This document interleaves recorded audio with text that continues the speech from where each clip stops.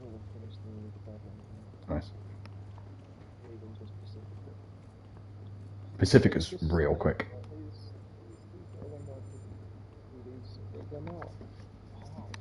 They're not No. literally zero challenge. Like the only reason it takes so long is getting to the bloody things on the surface. Yeah, totally. Nothing. I can't remember anything in that game being challenging, to be honest. Um, the very final boss was a bit annoying, but I wouldn't say it was challenging. Um, I mean, it wasn't challenging at all, was it? Because I didn't really know what was going on and I wasn't expecting it. Right. But that was it. And then that beat me once I had to reload the fight. That was why I thought it hard, because it took me more than that.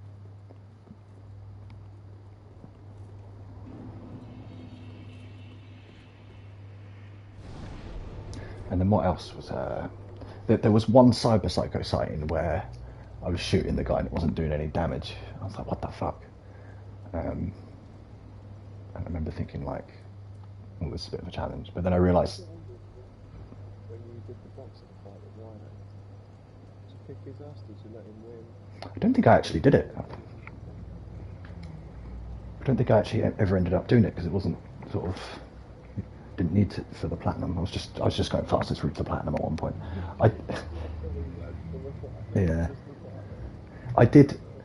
Well, yeah, because I ended up just leaving the side missions that I didn't need to do because I was like, fuck it if I don't need to do them. I did some of the boxing matches, but not. I didn't finish that sort of quest line. Yeah. Yeah, yeah. I mean, that does have to mean because Yeah. Well, you mean like street cred? the street cred I got Yeah. maxed out as actually private level 54 everything was finished. And then the last 10 levels, I mean, I could easily be level 70 now. Easy. Mm.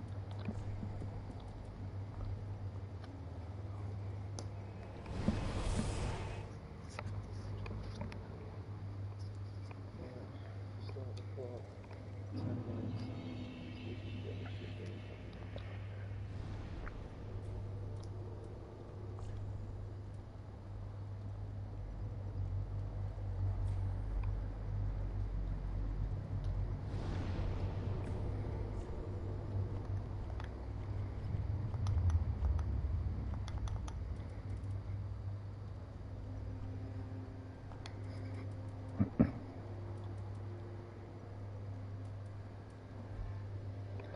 At least Cyberpunk's got a thing about teleporting. Dodgy ass. Does it? We just been crouch.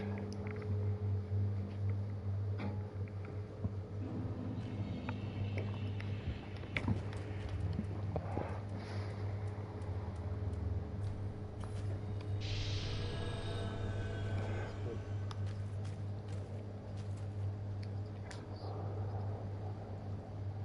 Oh, it's at 19. Oh, sweet. I'm not halfway through to fucking 20. Nice. Nice. Yeah, that's way better. That works nicely because if your last thing to clean up is Pacifica, that is, I would say that's definitely the best place when you've got no missions left. That's the best place to just run around and you find loads of gangs. There's about 5 or 6 different places with about 15 people, and you just keep moving around and fast traveling, and they respawn and stuff. I like it. I like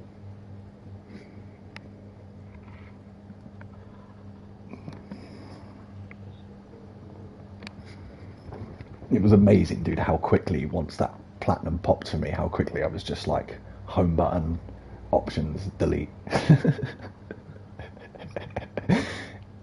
Like the notification had barely gone away by the time it was deleted. I ultimately hated it because I was getting abandoned. Mm. Yeah, I feel sorry for the people that work there because it's really fair. Yeah, me too. Because they're obviously, there are going to be people there that are super passionate about it, and they worked in it for fucking 10 years. Of course, man. But But I mean, when I think about what people are saying about The Last of Us 2, I mean, in comparison to this, that shit deserves a fucking place. yeah, I totally agree. Like,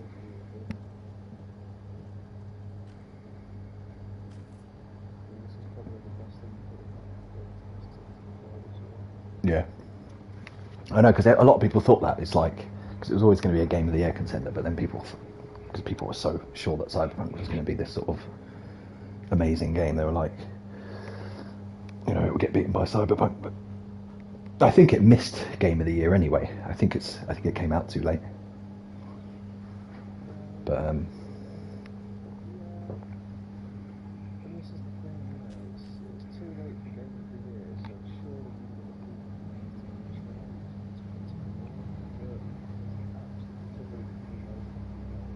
been mm, if it was going to be good Game of the Year. no. I mean, if it does, then it probably will, but if it does, I don't know what I'll be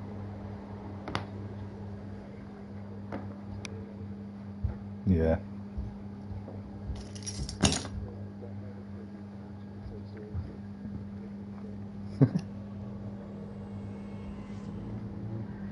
Oh, dude, have you played Ghost of Tsushima? No, the actual Game of the Year. You'll fucking love that, dude. It's also like they've updated it with like a co-op mode. Yeah, which I haven't played. I haven't played it because I platinumed it, and I haven't played it since they updated it. But where's that? I think it's 60 on PS5. Oh, it's a gorgeous. Yeah, but it's not an issue. It looks beautiful. It's a beautiful game. Hurt the eyes.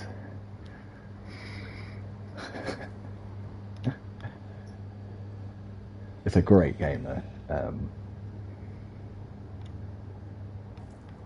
Yeah, it's a fun platinum as well. It's just one of those platinums where you got to sort of, you don't need like any kind of guide or anything. You just do everything. I just want to find games to enjoy it, you know. Oh yeah, for sure.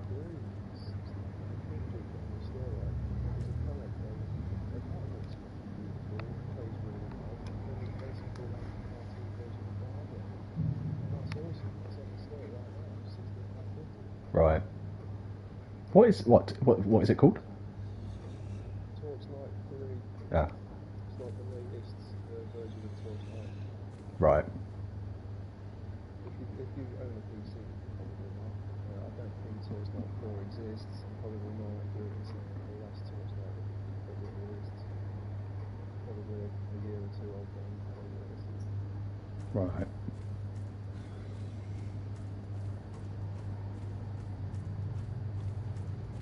It's a great little game. Honestly, definitely a little game.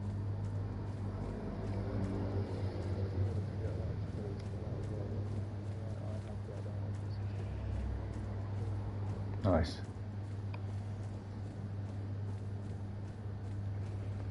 Torchlight 3.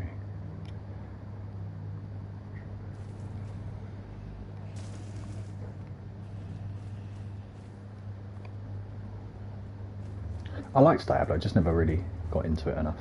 But I did like it. So it was a brilliant game to play co-op, wasn't it? Diablo 4. I mean, there are some games coming out this year that I know about which are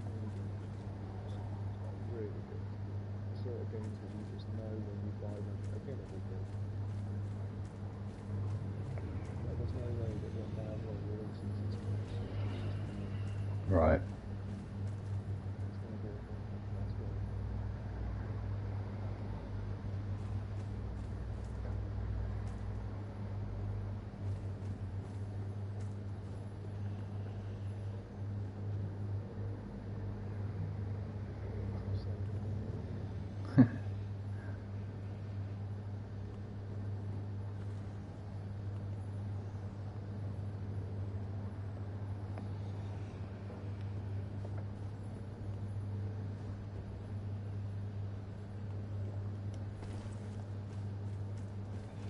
That's the problem now. It's can't get excited for things anymore. CD Projekt ruined the industry.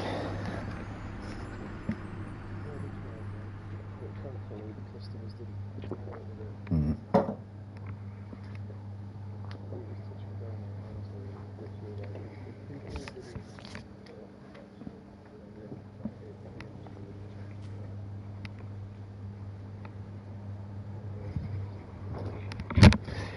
It does kind of set a bit of a dangerous precedent though, with because now whenever a game's got glitches in it, people are going to be like, "Well, you refunded Cyberpunk, why aren't you refunding this?" And let's be honest, most games release with a few glitches and bugs until they get patched. Yeah, but some didn't just release another game, but it applied to the customers before. That's true. Yeah, that's very true. Or deliberately, that's what's Yeah, it was to do with the fact that uh, they didn't give out console copies. CD Projekt Red is not much difference, pretty much Mm. the same. You have to say that they can port out games that actually know how to do the attack, and that's the big deal. Yeah. They've got nothing to do with the bugs. Literally, like, so technically they've alienated people who've cost billions in that world. Not that they're willing to give it back, but the thing is, nothing's going to happen unless they do it. As long as those conditions exist again.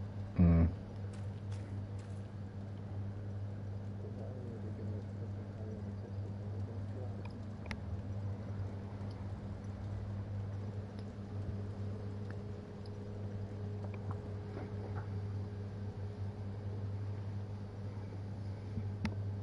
I mean, I would probably give the game another chance, but it would have to be like that. There's no way I would like buy it without doing a lot of research first. Um, The only way that CD Projekt Red will get money out of it is if they rebrand as someone else, and I don't know how it's giving them anything. yeah, it's fair enough, dude. Because there's no way International Closing will justify giving these people any money for any time in their life.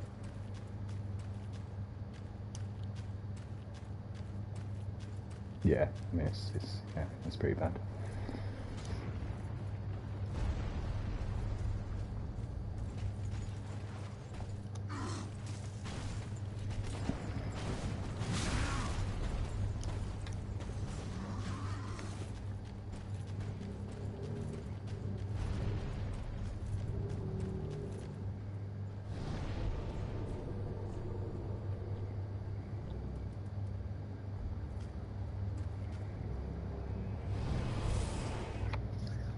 Did you play some more of The Witcher, or did you just sort of decide to not carry on? It's not that I decided not to carry on, it's that I just got excited about playing some co-op with friends, so I bought a copy of it. Right. So I just gave it a go. I was like, right, I'll play what I can. And then I thought, I've watched the Void remaster stuff. Mm. How much I ever DLCs from Dark Souls 3, because they've got content that I haven't touched, so I still have to buy it. It's all discounted at the moment. I think they're £9 for both of them, or something like that. The main game is £11 at the moment, and the DLCs are £9. Yeah. But yeah, it's all like 75% off. So if you were going to buy it, it's a good time to get it.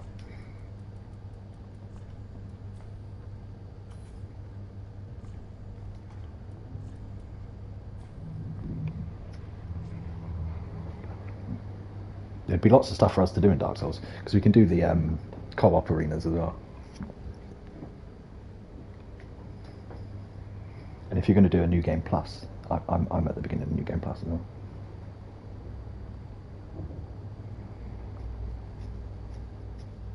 I couldn't hear what you said, by the way.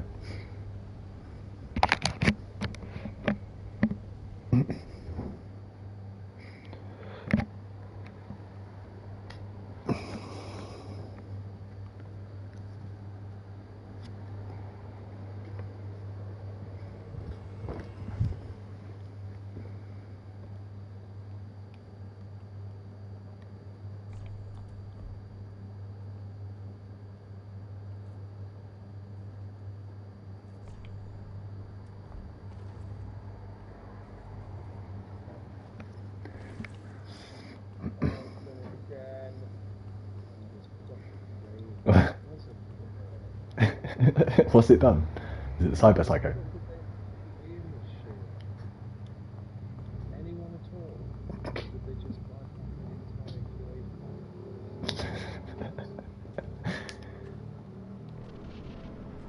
You know, apparently, one of the reasons Sony was so sort of quick to remove it from the store is CD Projekt Red said in a statement, because they were asked how it passed QA, and CD Projekt Red literally said, "Oh, sometimes Sony and Microsoft let people bypass QA when they have trust in the developer."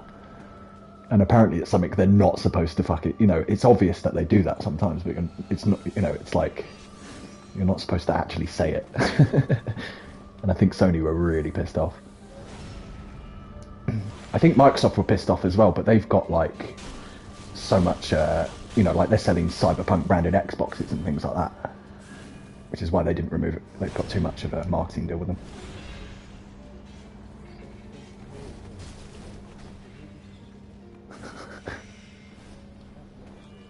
And like, I think all the,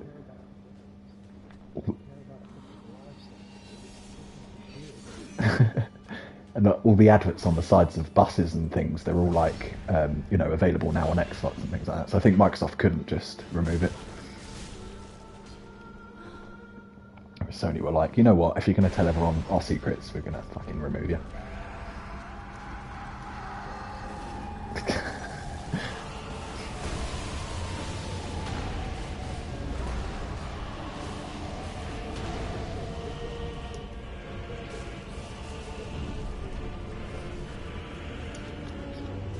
Yeah.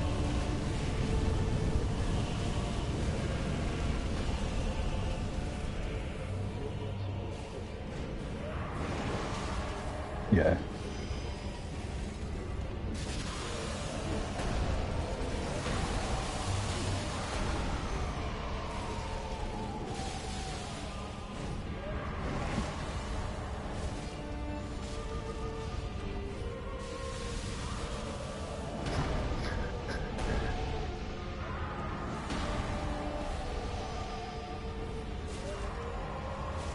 It's almost like they were trying to split the blame or something. It's like, what the fuck are you doing?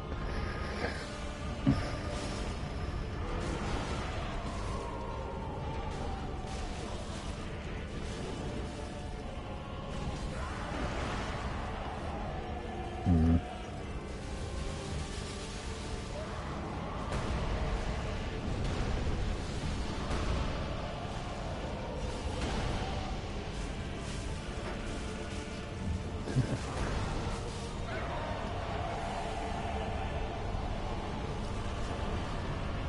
Yeah.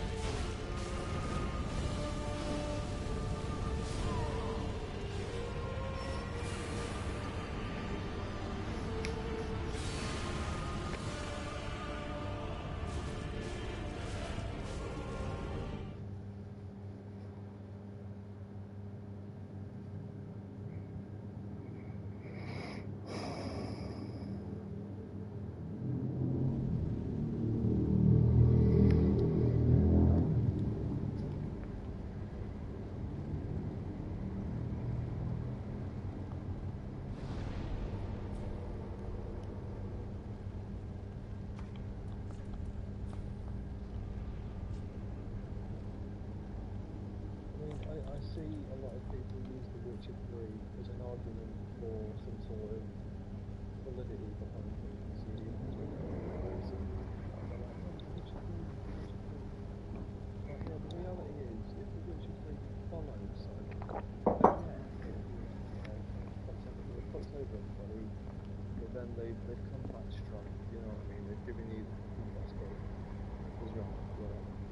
the reality is what they've done is they've created what is known widely as supposedly the best RPG, right? Mm. But fucking rubbish. They've taken that Yeah. Yeah, it's real bad. and had The Witcher 3, and I'm like, yeah, that's exactly how you want to do it. Mm. That is not a defense. It's just not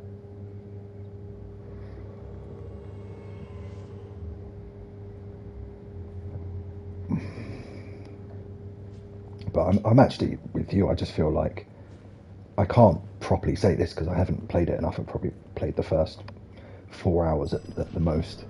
But don't even feel like The Witcher 3 is. It's not. It's obviously a great game. I have respect for it, but for me, it's not like. I feel like I've probably played better RPGs. I feel like the From Software games are better than The Witcher 3. And they're technically RPGs. Yeah.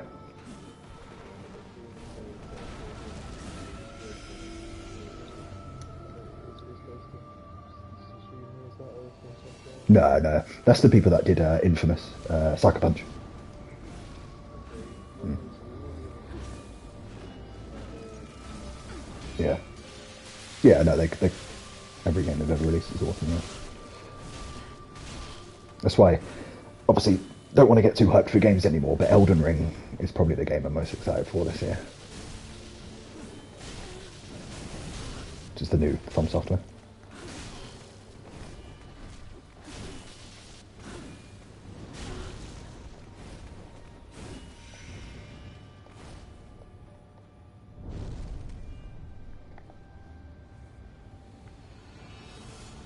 Yeah, they're awesome games. I can't wait to play Bloodborne, but I feel like I need to finish this first. I love the one that before that. Yeah, it was, wasn't it? It was a year before.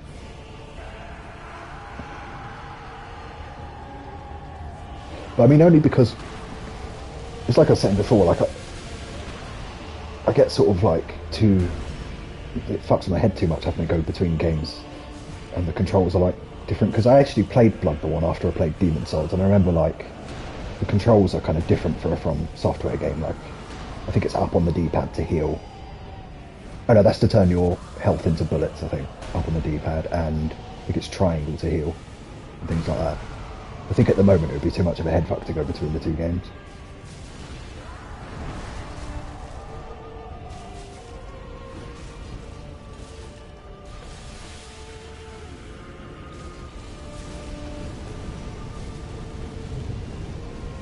Yeah.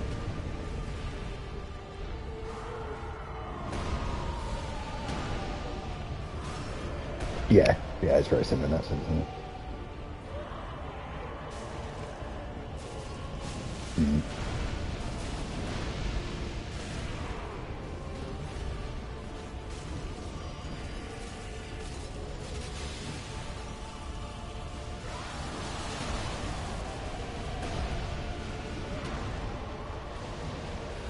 Host, mate.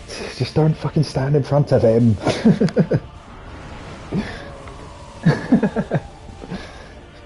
Such idiots, man. Actually, they don't take long to get into here. They seem to pretty much instant. But it's a three-phase fight, and they always do it on the third phase. You could wait for like 15, 20 minutes to finally get into a village and then just die immediately. I mean, it's fine if they're like, occasionally you're going to die, but when you're just standing in front of this is supposed to be the hardest boss in any Soulsborne game. This one that I'm doing as well.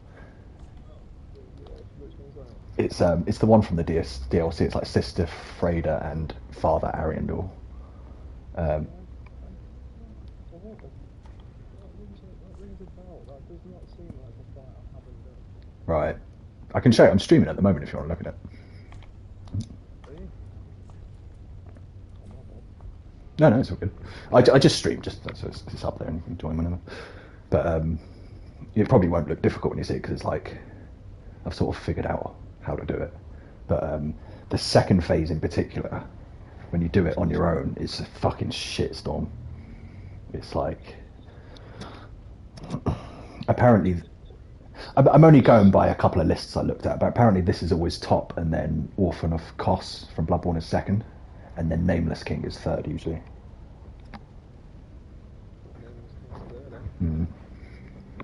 Is Orphan of Kos the final battle in Bloodborne?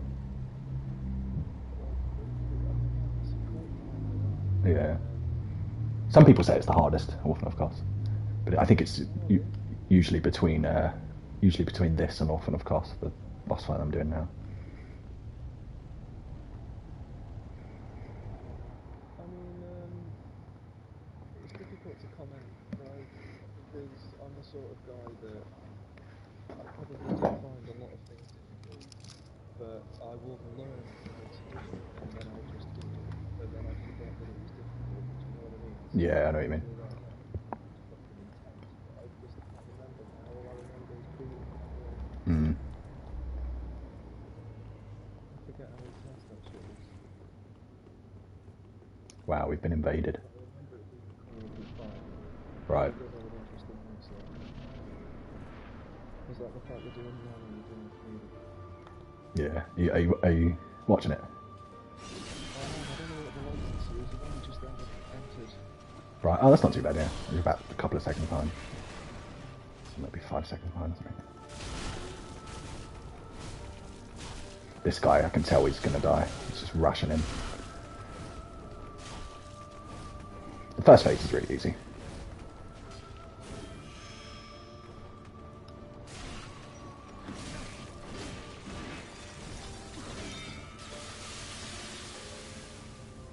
He just died on the first phase. He didn't heal once. Did you see that?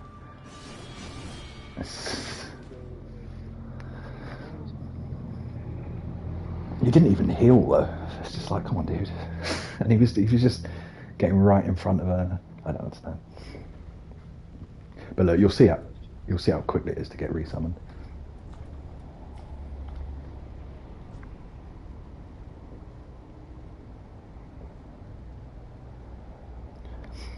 It's fine. I mean, I'm not mad at people for dying, but it's just like there's dying and there's like being suicidal and not healing. I mean, he's got to have at least 10 Estus flasks. He didn't use one.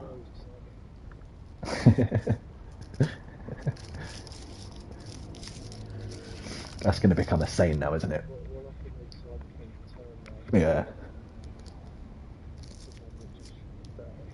You got cyberpunked. See how quick that was to get someone into another fight. That's how quickly you can just get back into them. It's amazing that this game's been out for 5 years and there's this many people playing it.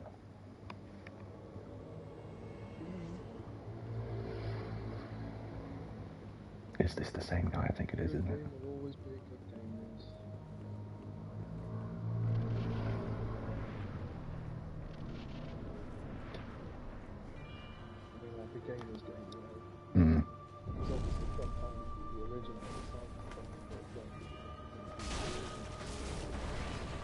Yeah, I know.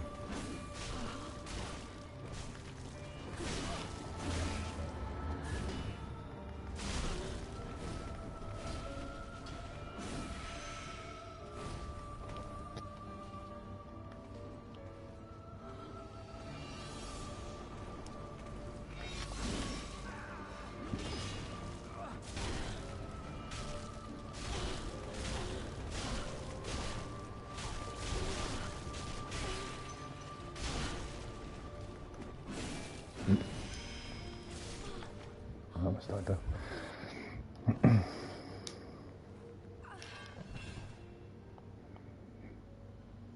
You can usually tell if it's someone's first visit to this boss as well, because they'll watch all the cutscenes. Is it bringing back any memories, this fight?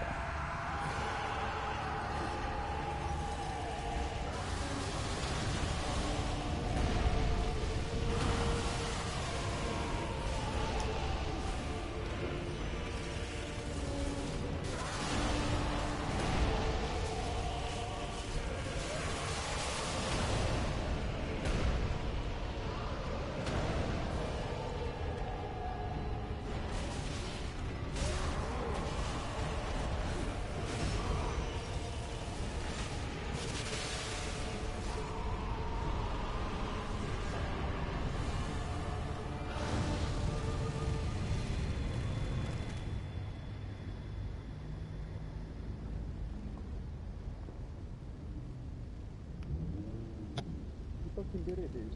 Yeah, there's one more phase though. I was gonna say I wanted to reply to you and talking to you. I'm gonna have to say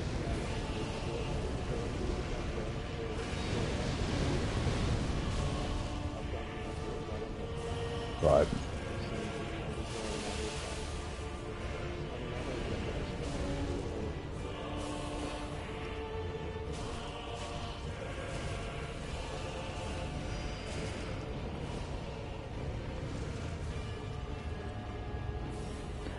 I also got this new fireball, which is like the same as what I had, but it's much faster. It throws like twice as quick. Oh shit.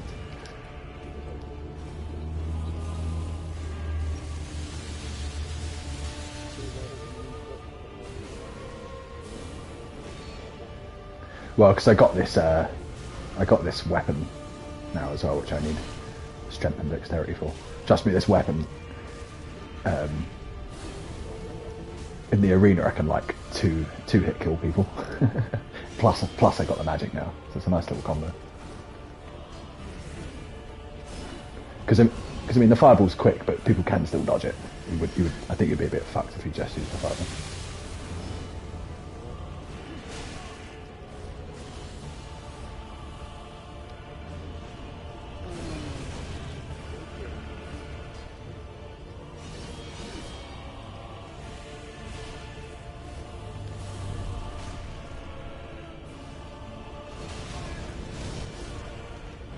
Did it?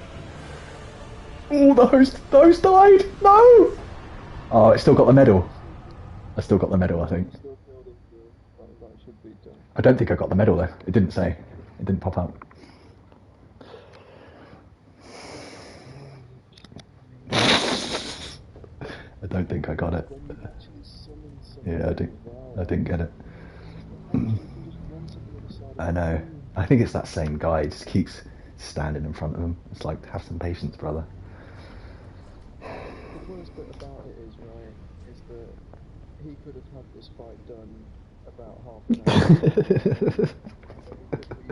could be doing other things right now. Yeah, totally. Fucking hell, dude, come on. If you're sending people into your game, you have to be the last man standing, otherwise you're wasting everybody's time. Yeah. It's the whole point of something, isn't it? Like, let them, yeah, exactly like you say, like, let them die first, and then you're in. Literally. Otherwise, do it yourself. It's completely acceptable in the Dark Souls universe. Literally the way to play it. You see how quickly I get someone in again, look. But it's probably the same guy. What was he called again? I completely forgot. I'll know it when I see him. Oh no, it's a different guy now. Wow, he's not going to last. He's got the. He's going to be fat rolling with that gear.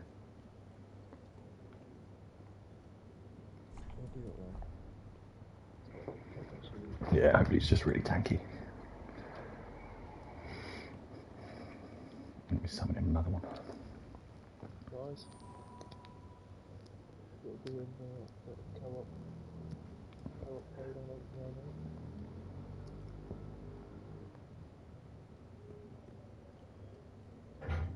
Wait, you want more?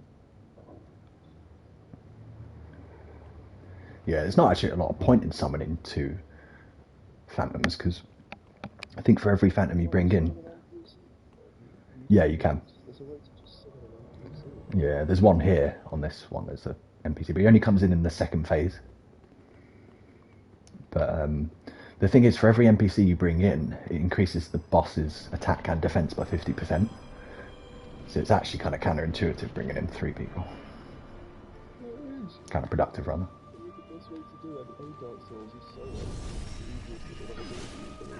Yeah.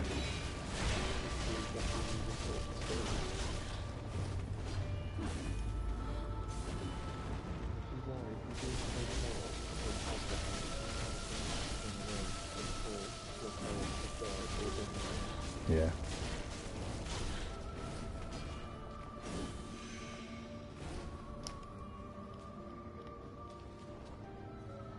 The first phase is usually really easy, so I save all my pyromancy for the third phase.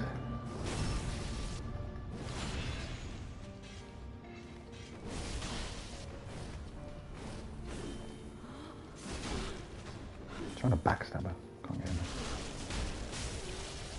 There you go.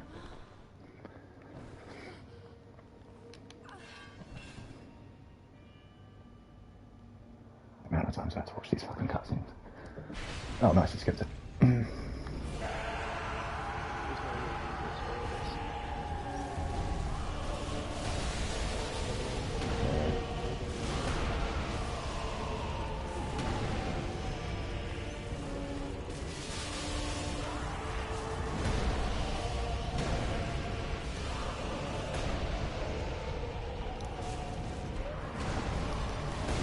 Oh, fuck.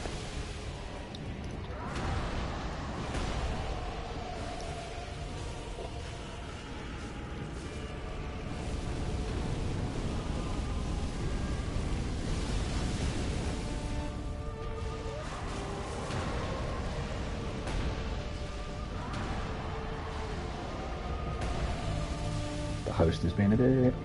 I think he's struggling because he can't move quick. I don't think he can even roll. Yeah, I think he might even be at the point where he can't even fat roll. He's super tanky though, to make up for it.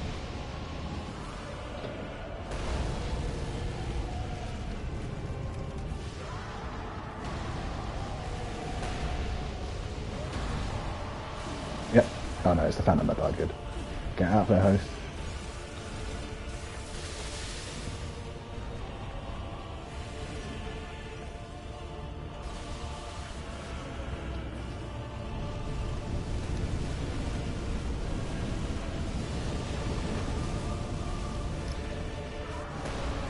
Oh, get out of there. Why would you still?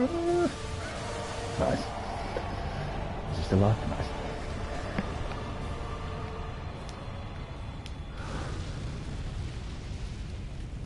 Now the problem is we're left with just 2 of us, and they're plus 100% now, aren't they? Because there was 3 of us originally.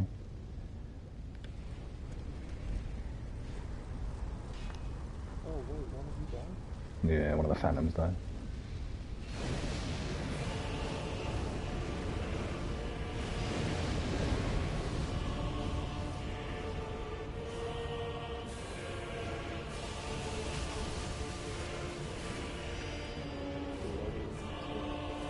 Yeah, no worries. Nice one.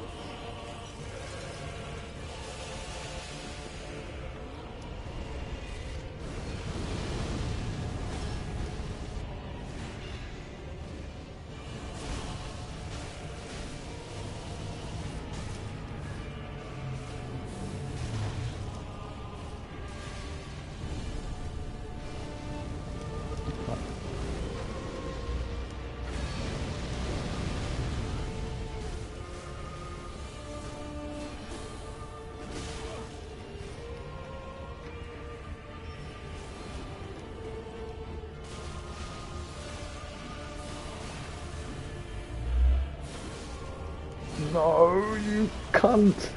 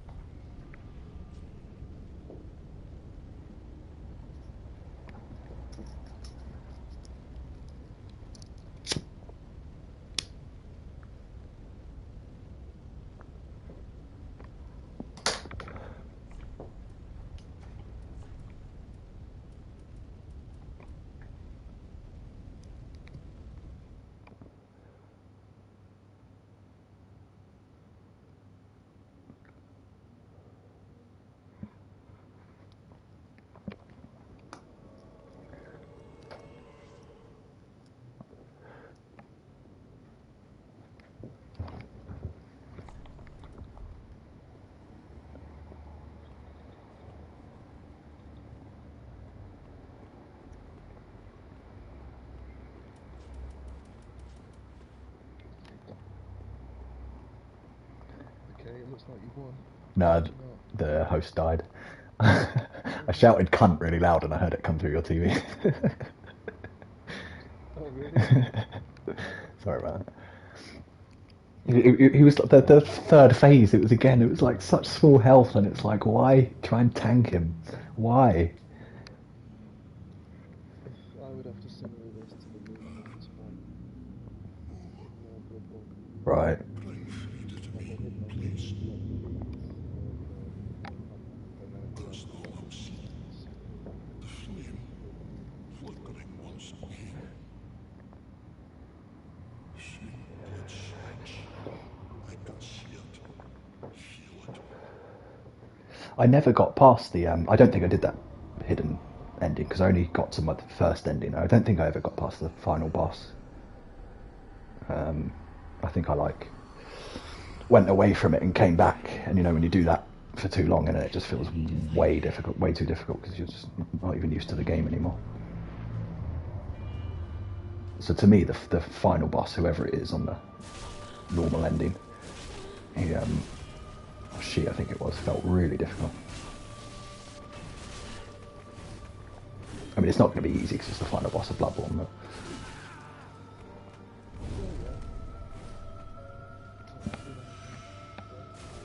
Mm.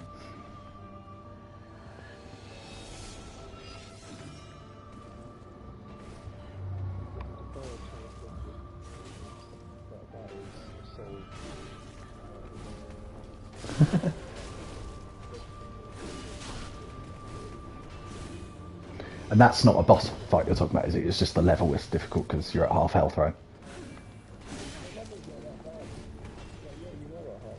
The level's fine, the mobs are just normal mobs, and you hear about them now, and that's fine.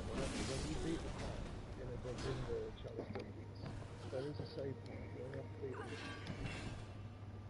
But there's this one boss in particular, which is the Flame God. I forget what its actual name is, but it's just basically this big fucking wolf thing walking, but it's still flames. Right.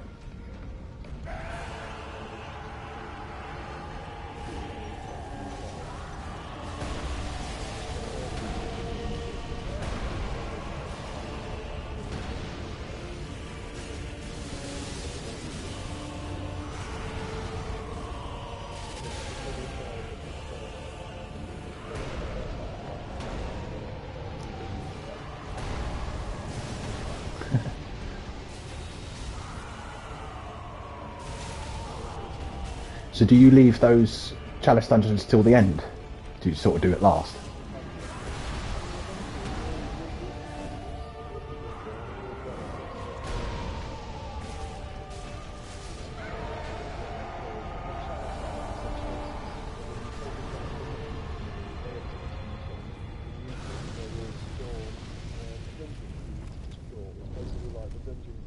Aspects of Bloodborne. Right. And they're all different, they all have different stats, all things that you have to abide by and all this sort of stuff.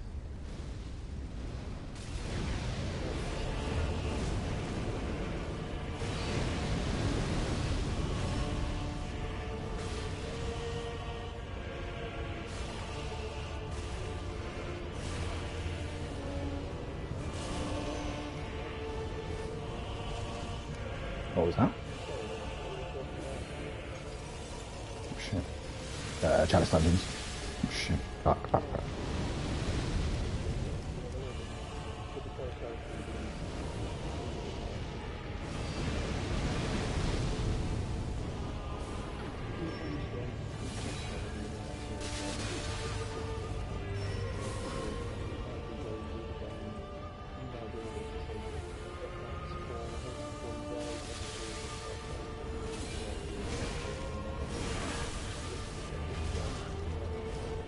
Alright.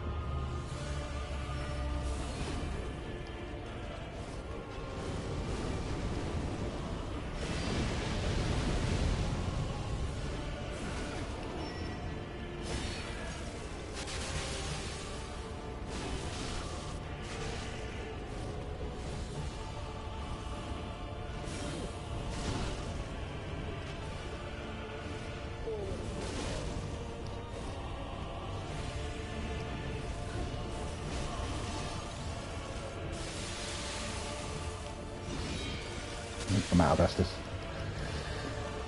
Fucked.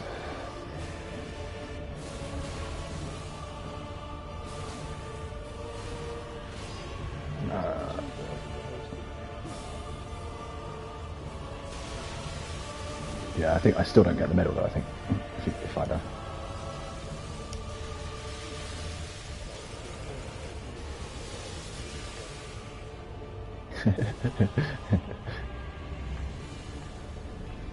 You did it though.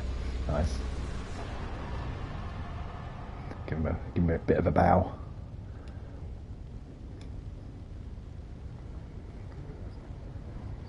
Holy fuck, I can't even travel as the Eagle flies on this. Wow. I mean, they say that it's 3 times the size, right? But I'm out in the Badlands, just cruising in the desert, and I've just run up and down the beach I'm not supposed to be there. The game has just killed me and spawned me again in the time that I should be in. And the reality is, it's 400 metres straight walk over land that I can see. This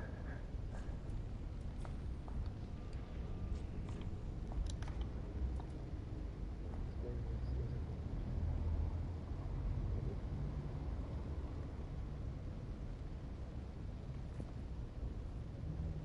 Is there any truth behind the dramatic decrease in player count on Steam for this game?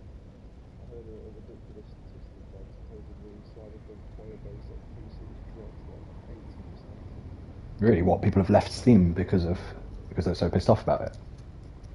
Yeah, they literally just take off the That's surprising because Steam have a good refund policy. They That's what I mean. yeah, they'll refund something as long as you've played it less than 2 hours, and they're a bit flexible, Nick, depending on what the game is. Like apparently, the new Flight Simulator that came out, a lot of people wanted refunds, and it took 2 hours just to install it because it was like 200 gig. So they made an exception for that, and I think they gave people like 10 hours or something.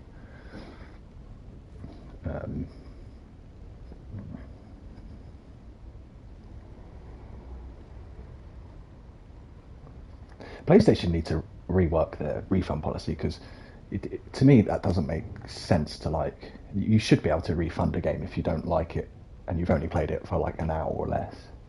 I don't see what the problem is. Well, the entire time of the PlayStation 4 before release, if you remember, was the fact that you were able to trade digital copies of games. That was literally part of the sale. Mm. If you bought a game digitally on the marketplace, you could use it as trading value on another digitally marked up fucking game. That was supposed to be the entire plan. Yeah, they definitely never did that. No, they absolutely didn't. But they said they were gonna. When that was introduced for the PlayStation Store, we're now on PlayStation 5. You're telling me it's the last console that they're gonna do, and is that function still there?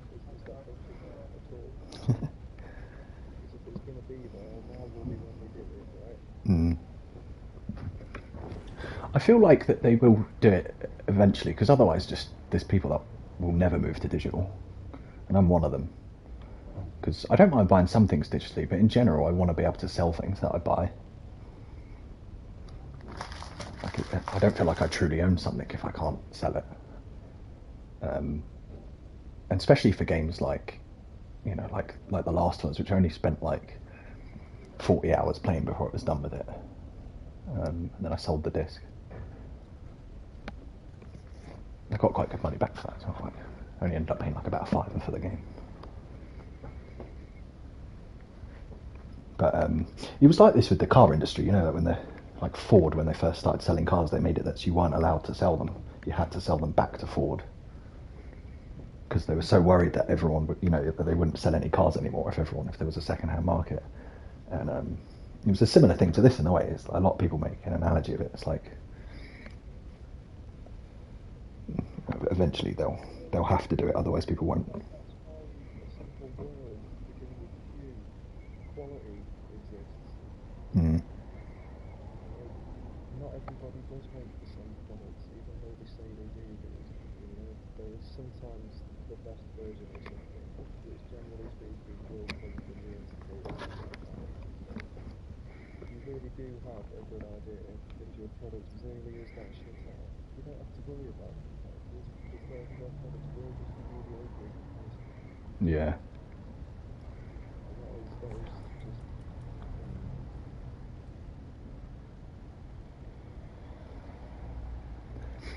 That's why it's funny though when people make that analogy of like, why can't I sell my digital copy of my game? I can sell my car if I. Terrible analogy, because it was exactly the same thing when that first started out. it's not. You're talking about the paranoia of humanity. Is what you're talking about. Mm. It's not a digital copy. Mm. But it is stupid. The point I'm making is that if your product is that good, you shouldn't have any fucking paranoia about it Mm. because it's that good. And if your product is shit and you know it's shit, then yeah, then you should be able to give a shit about it. So I imagine that's what he's doing.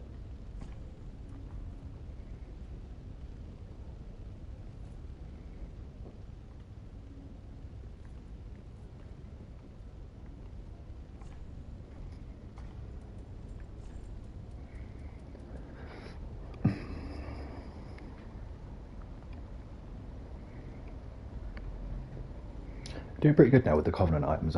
Some of them you only need 10, some of them you need 30. And I've got 17 Sunlight Medals, 10 Concords, 16 Pale Tongues, 10 Shackles, 2 Swordgrass, 6 Dregs. So I feel like I'm about a third of the way there or something.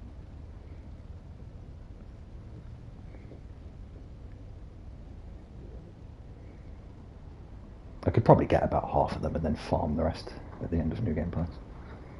I just didn't want to have to farm all fucking 30 of them.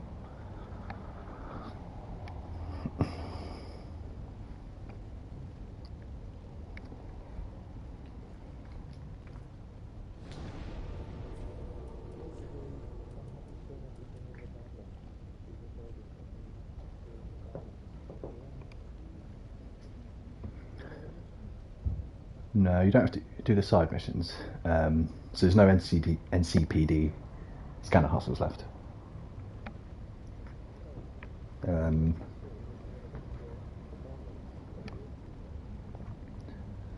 I had one that didn't show up in the. I keep forgetting what it's called, dude. The area with your flat in it, whatever it's called. I had one that didn't appear there, and it did come eventually.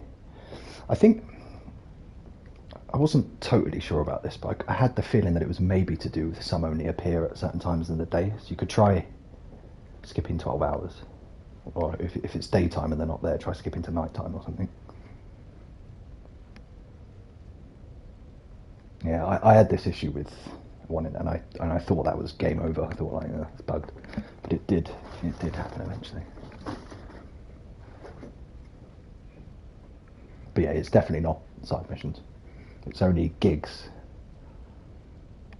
You do have to do gigs if there's any gigs there, or if there's any question marks there or anything. Yeah. Go and check them out. Yeah. So yeah, you have to do gigs, but not side missions.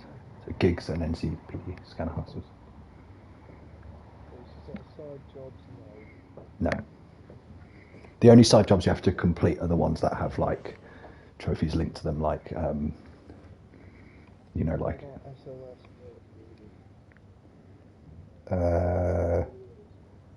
possibly. I'm just trying to think what that is. Yeah, possibly it's worth checking that out. I'm just trying to think what that is. Yeah, I got the feeling that might be something you have to do. That might be. Oh, come on.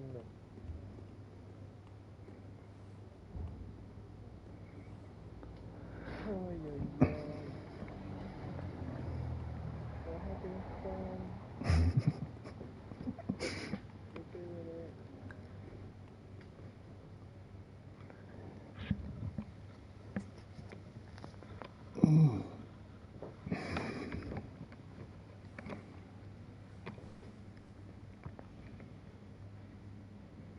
You know, Cyberpunk as well is like a really well-respected board game.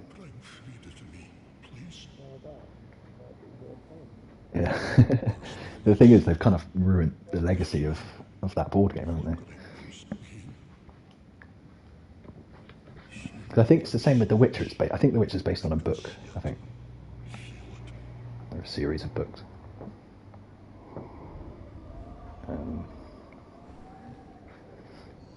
But yeah, people that are really into board games, like Greg's really into board games. He's probably knows all about the Cyberpunk board game. It's like a role play game, board game. It's got like a real cult following. Tis only the flame quivering at misguided ash. Please avert thine eyes. Is that like an RPG, like card game or board game or something? Mm. I will snuff out these ashes for good.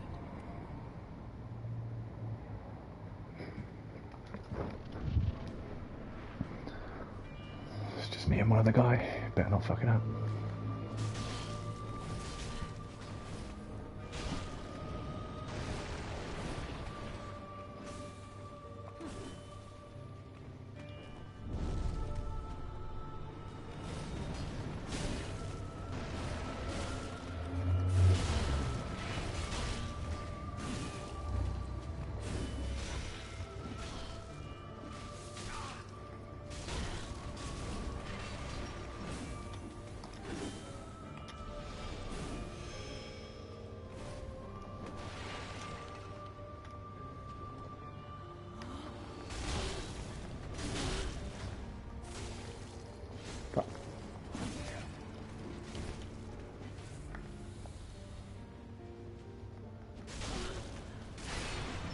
One thing that's amazing about the From Software games as well is the music. It's just so good. Yeah, like soundtrack. In general, I find Japanese games like Final Fantasy as well got such good music.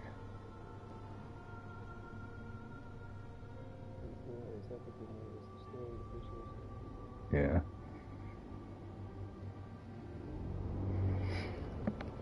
I find that a lot with like Japanese games though. They've always got like Japanese composers who just never seem to disappoint. But yeah, you're right. It's the combination of everything.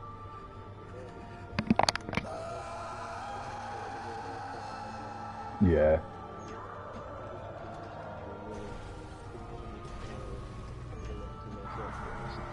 Yeah, totally.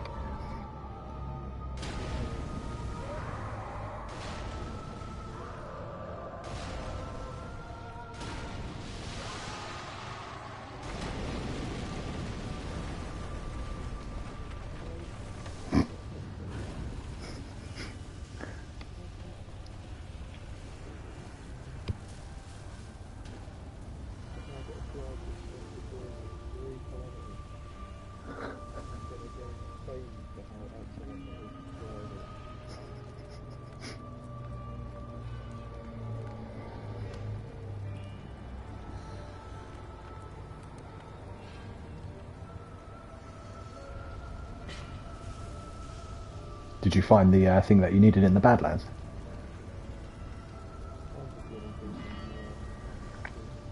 Very nice.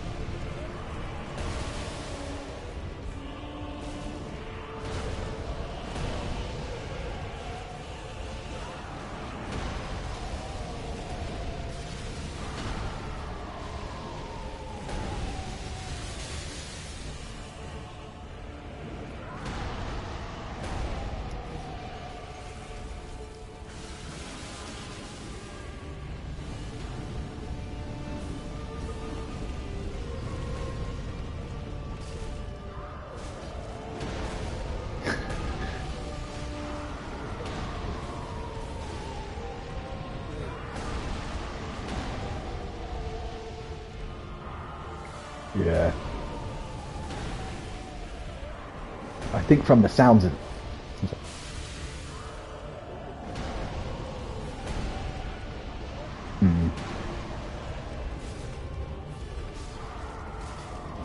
Yeah,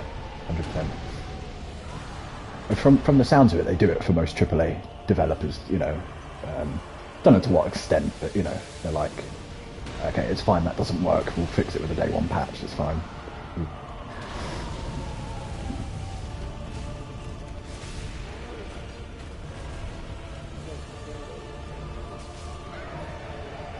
Yeah.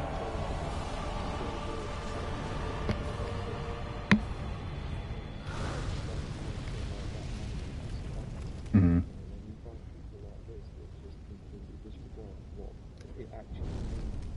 Totally. Yeah. I know, because if Sony take that privilege away from... They probably won't take it away from their first-party developers, but they might take it away from the third-party AAA developers, and that will hurt. That would mean development cycles will take even longer than they already do, which is sort of becoming a bit of a problem with some games, isn't it?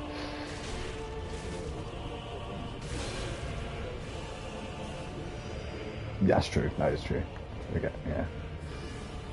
There's a really cool bit in that Raising Kratos documentary I was telling you about, of the new God of War documentary, where Shuhei Yoshida comes to look at the God of War game, like how it's getting on, and he plays it a bit.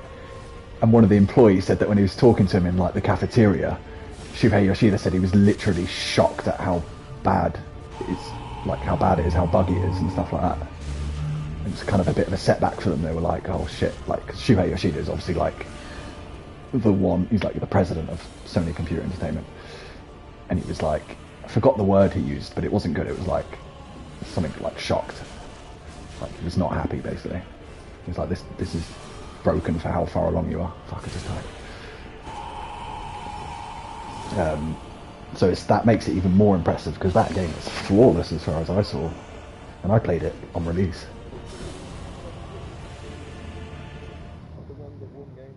Yeah, it was like about 3 months before it came out. It was like Shuhei Yoshida was like, "This is bad."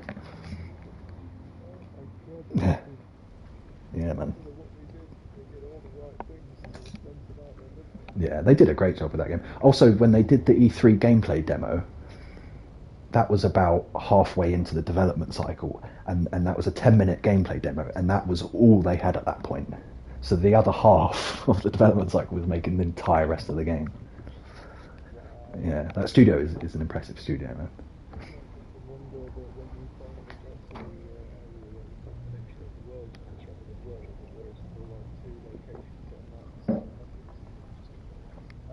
Yeah, they probably just ran out of time, didn't they?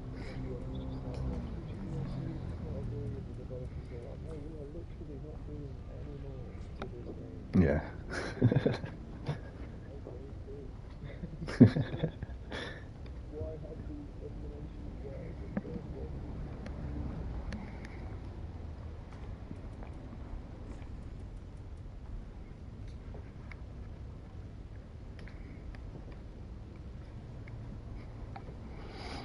Are you familiar with Valve Time? With what, sorry? Something known as Valve Time. No. You know the company Valve? Yeah. The people that run Steam, aren't they? And did Half-Life and... At a time, I don't know if it's still, but they just wouldn't let themselves get pushed along by publishers. Like, Valve only released the game when it was ready to be released. Right. They had to wait until they were like, in the industry, as far as development cycles went, what was known as Valve Time. Right. You just didn't give a fuck, you just literally released the game when it was ready. Right.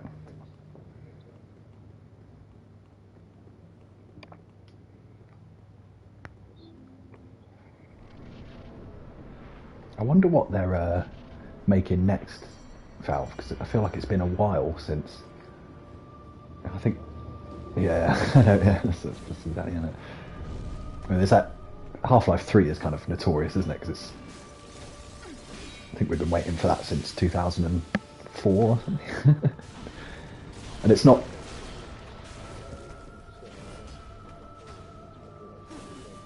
Yeah.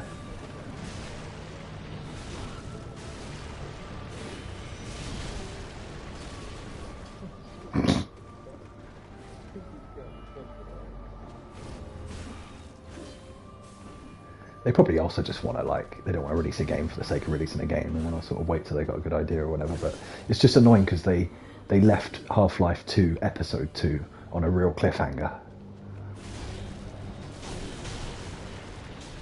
And I think there was supposed to be an Episode 3, but then it sort of got said that it was going to be Half-Life 3 instead.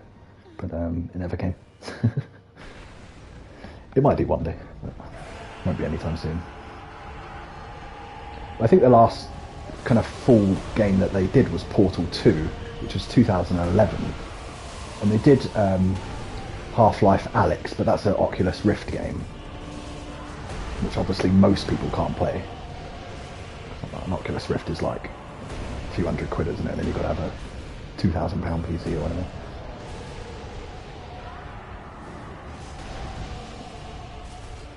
They make such good games though, like Portal 2 was fucking awesome.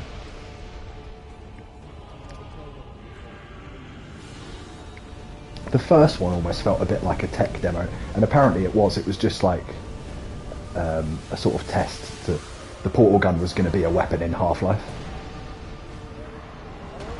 Yeah, but then people liked it so much they did us. Yeah, basically. It's still a really cool game, but it does sort of almost feel a bit tech demo-like. But then Portal 2 is like a fully blown sequel, and it's got Stephen Merchant as one of the main characters in it. He's hilarious. And it had a really good co-op mode, and it had really good humour, and it's a great game.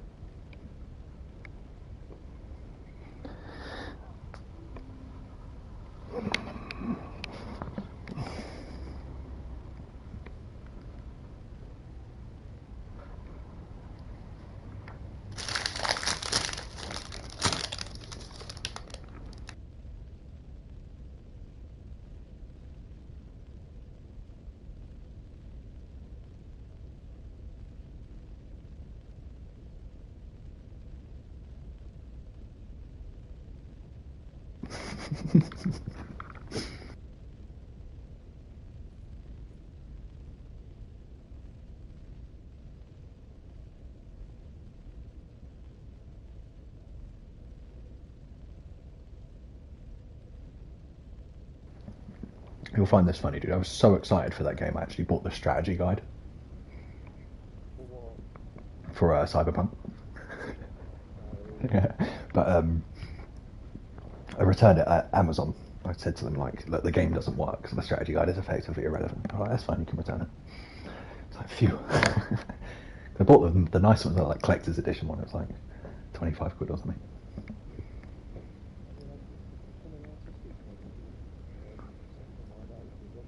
Yeah, I love good strategy guides.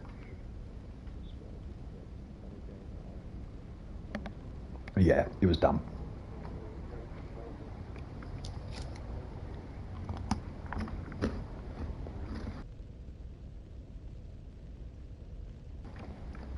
I wouldn't.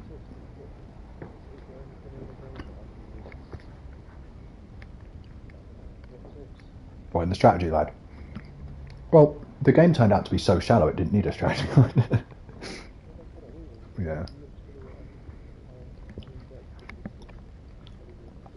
I didn't actually end up reading that much of it. It had like sort of guides for each mission and things like that. I don't usually use those. I'm usually more into the strategy guides for like character builds and stuff like that. The Witcher, apparently, the strategy guide was really good, which is why I sort of thought, okay, this could be cool. I had a strategy guide for Sekiro, and it really, really helped because it it's really helpful because it sort of tells you each move that the boss will do and so on what you need to look out for. But it does it in a way where it's not like you're not sort of scamming the game. You're like, it's just helpful. There's things you're gonna sort of learn by trial and error and frustration anyway. So it was really, really good for Sekiro. I imagine Bloodborne would be a good one to have a strategy guide for as well.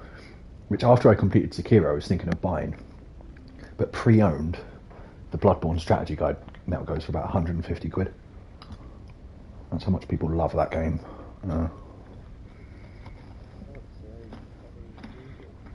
Yeah, I know, exactly. But I think people just love the artwork, and it goes to show how much people love Bloodborne, basically. That guide costs that much. There's a Dark Souls 3 one, which is a bit expensive as well. It's maybe about 40-50 quid, but Bloodborne, yeah, 150 quid for the strategy guide. I think it's just like a collector's thing as well. I mean,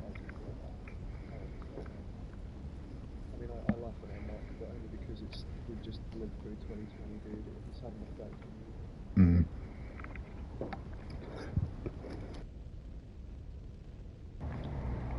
The Sekiro one is beautiful, like the artwork in it, and it's all printed on art paper. Yeah, and Just because if you think about it on the collector's tip, because this game has been so fucking bad, I imagine in a few years it'll just be rare. yeah, that's a good point. Shit like that. Because there just won't be any of them around. Yeah, it's true. People will just want to own it because they'll be like, where's the game? We'll release it. Find it anyway. Oh, you can inside the system.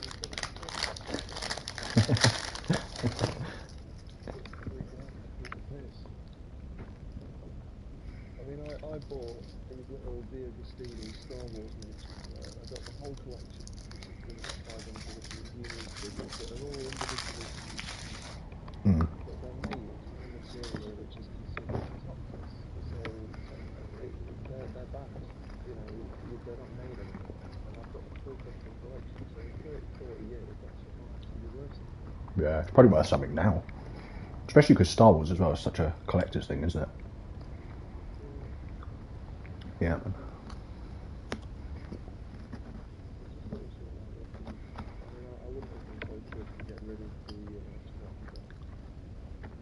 I got the feeling though. If you've got paper, text, pictures, hardback, collectible, or something like that, that's something.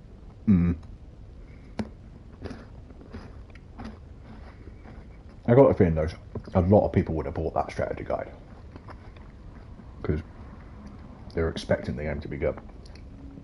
So I think a lot of people would have bought it on the basis of, like a collector's item and not even opening it and things like that and trying to sell it in a couple of years.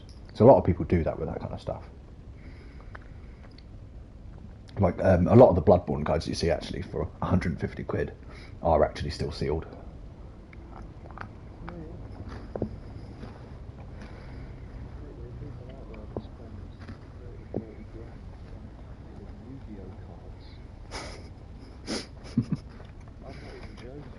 YouTube can back me up on this. Oh yeah, no, I know, for sure. Yu-Gi-Oh! No interest in it whatsoever, but again, I understand the whole card collecting game thing, where you open a pack, you don't know what you're going to get, you rummage through, it's fun, you know what I mean? So I was just like, I watch it just on that tip. I know nothing about it, but I literally watch it just on that tip. And these people literally spend so much fucking money. Crazy, that kind of money. Who are they? Do you remember that game called Flappy Birds? I think it was called Flappy Birds on iOS. And the guy who made it, because people were so addicted to that game, the guy that made it didn't like it. He didn't like that it had sort of given people this addiction. So he removed it from the iOS store. And, people couldn't get it anymore. And he apparently had people phone him up and offering him like $1,000 for just one copy of the game on their device. And he said no. So now apparently you get iPads with that game installed, because if you have it installed still, I can't take it off. You get iPads with that game installed for about £80,000 and things like that. It's insane, dude, because people that fucking loved it so much, and they want to play it again and they can't. Yeah. Why not just learn how to make your own? Yeah, for 80,000, yeah, start a development company. This was, I don't actually know what the game was, to be fair, because I never played it, but I imagine it's a little bit like Angry Birds or something. It's not, it's just a very simple iOS game, but just have, you know, an addictive quality to it. And yeah, man. Honest. Yeah. It's just, it all comes from gambling, dude. That's what it all is, though. It's tapping into that addiction. That's what it does. Like, fuck me. The guy built a game doing the perfect job, and then, you know, fuck me. What did you think you were building, dude? It's like the guy that built the fucking nuclear bomb and then going, you do realise this can kill millions of people, and him going, oh, fucking hell, really? Like, what?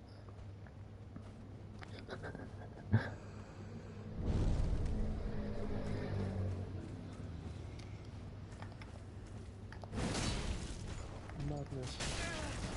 Like computer coding 101 in JavaScript to build a fucking slot machine.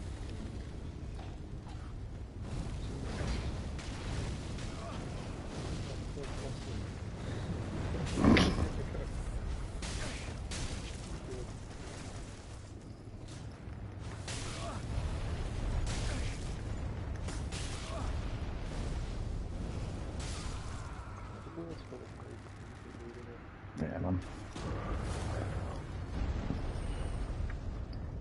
It's funny you say that about the gambling thing, because, like, I in general have quite an addictive personality, but I've never got into gambling. I've always sort of avoided it, knowing that it could be a problem for me. So in that sense, video games might have saved me. Because honestly, dude, I'm the kind of person that would go balls deep on something if I got into it. Yeah, no, me too.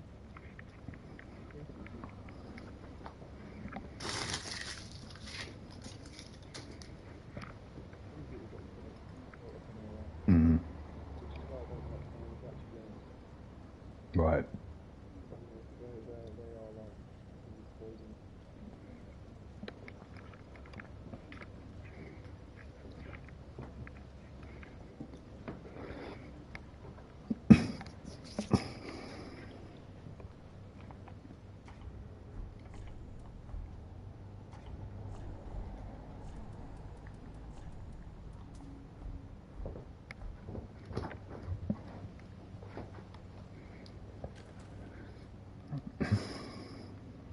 I do feel a bit bad invading people sometimes. I just feel like, especially on this level, because it's so annoying coming down these branches and falling off. They've probably done it like 10 times. And they're like, oh, fuck's sake, now I'm getting invaded. What they should do is find a way for there to be proximity chat upon matchmaking, so that when you're loading into the world, just from connecting, you get that initial, like when you know you're getting invaded, you'll be there, you'll go, or something like that. Yeah. You know what I mean? And like, if as the person invading, you've got to hear the person you're invading's little... Yeah, you'd have some sympathy. It's such a beautiful element to that whole... It's funny you say that, though, because in the network system menu, there's a few settings, and one of them says voice chat, and as default it's set to restricted. So I've got the feeling there is some form of voice chat. But I've turned it on to allowed, but I've never heard it. It would need to go beyond proximity, because you're not going to hear it. I mean, you will hear them before they wear their mask of having to speak to somebody, when you literally hear the true response to you invading them. They don't Right. Right. That's the shit. I love that one. I think they do it on Call of Duty as well, but I remember on Grand Theft Auto when you kill someone and you just get like a 3-second snippet of their reaction when they got killed. I fucking loved that. I loved that. Sometimes you just hear like a table being slammed.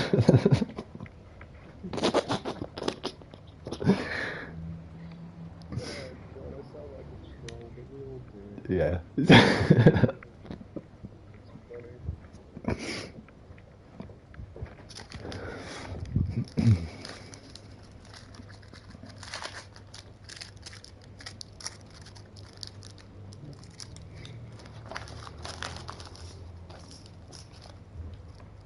just think gamers have got to be some of the most interesting people I know.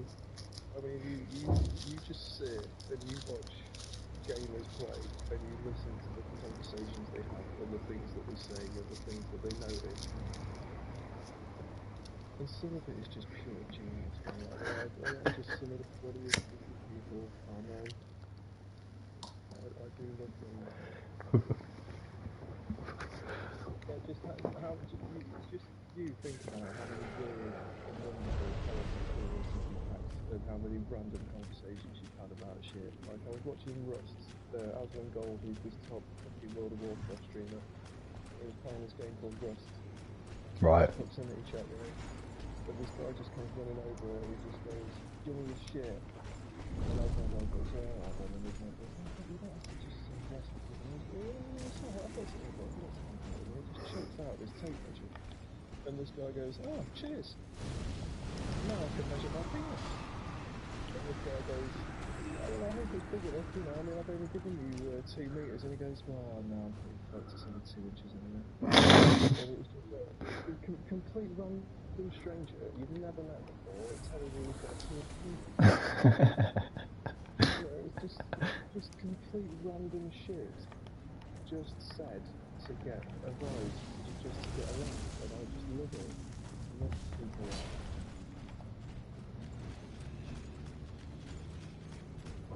I love it.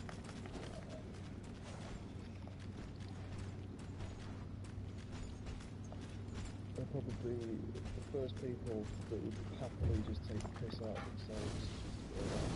You know what I mean? All for a laugh. I just love that.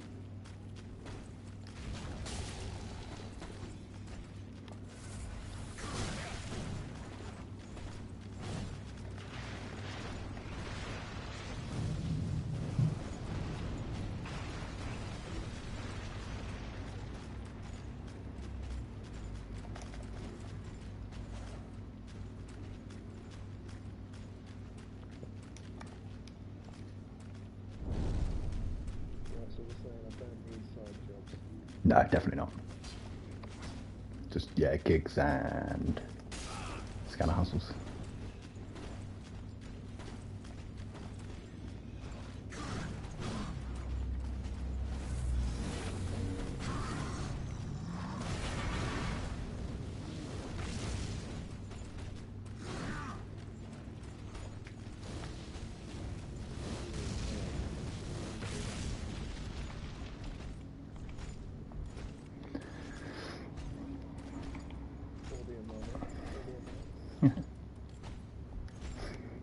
I don't get it, man. I just invaded someone as a mound maker, so it's the mad dark spirit, and I killed his phantom, but I didn't get anything. How many people were in the match when you joined? He only had one. It said at the beginning, it said kill the host or one phantom, and I killed his phantom. I got nothing. And then the host ran off and went through the fog gate and ended it. Well, that's weird because how I understand it is if when you loaded in there were 2 people in the game, the host and the phantom, then you would have had to kill them alone. Yeah. Oh no, but Just the host, and then while you're fighting, a phantom joins, then you only have to kill one of them. it's definitely only you kill if they've got 2 phantoms, for example, then you have to kill both of their phantoms or the host. It says at the beginning, it says kill the host or 2 phantoms, for example, but this time it said kill the host or 1 phantom. I've done it before. I've killed. Streaming, I could have seen this on myself. I might be able to go back. When was this? It literally just happened. Okay, I can see the host leaving. Yeah, before that on the branches, it might be that because technically the phantom killed himself, maybe. But I mean, I killed him, man. I was throwing fireballs at him and he fell off the branches. Be a legit thing. Right. It's annoying. It's really hard to get the Shackles and the Mound Maker's Covenant. It's really, really difficult because this is the only way you can do it. And it's kind of the odds are stacked against you, really.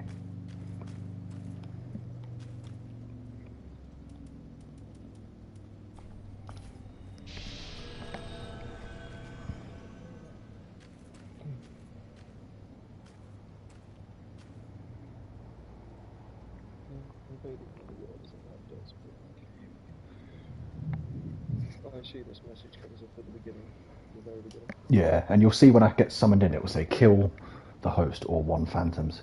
The suicide should still count because if I invade and there's just the host and he falls off the branches, then I get the Covenant item. Host or 1 phantoms. Okay, yeah. So that guy's strong enough into a branch.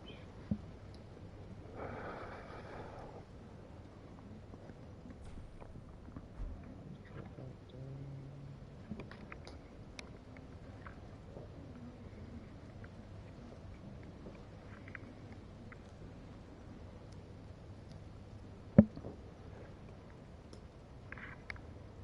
Okay, so the phantom has died. So at this point, you would still have to kill the host. But you are supposed to just kill the host or a phantom, and then it ends. You know, you get sent back to your world. Died though, you didn't kill the phantom. Yeah. But for example, if I invade and there's just the host and that happened, I would get the item. But I guess when it's phantoms, maybe you have to get a direct kill rather than them just dying. But I mean, let's be honest, he died because he was running away from me and my fireball and stuff. After at least be recorded, to be honest. Mm. I mean, I don't even think you hit a fireball. I don't think I did, but some damage on him, yeah. With fire damage, I think that might have actually counted. You know, it's literally like just getting a touch on it. But it's really annoying, this man. I mean, like, look what just happened on this one. Like, I got summoned in, and the guy just runs straight for the fog gate. These items are so hard to get. Now it has begun critical battle, return into a 1.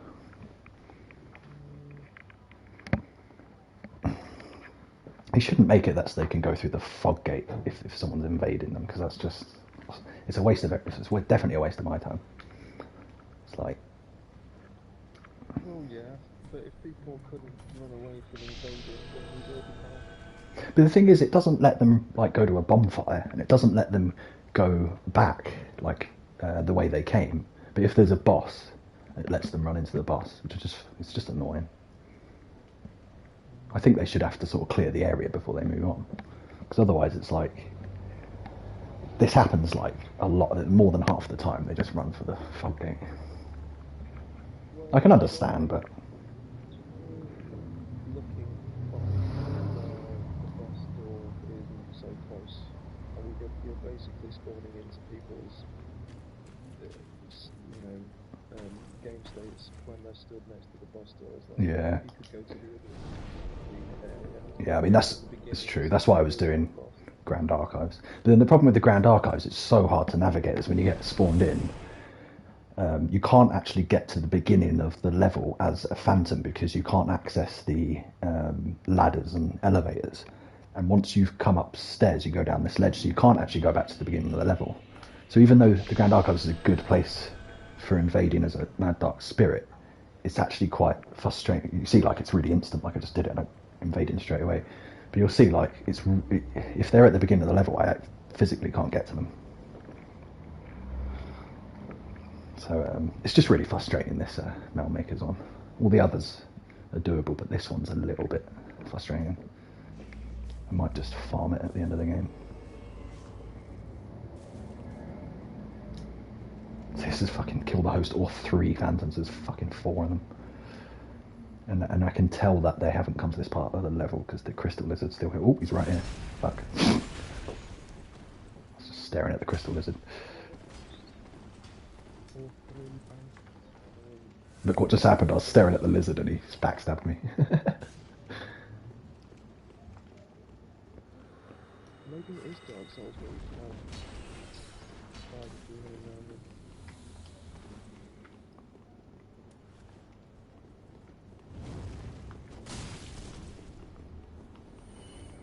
I haven't got my shit together. You're gonna kill me.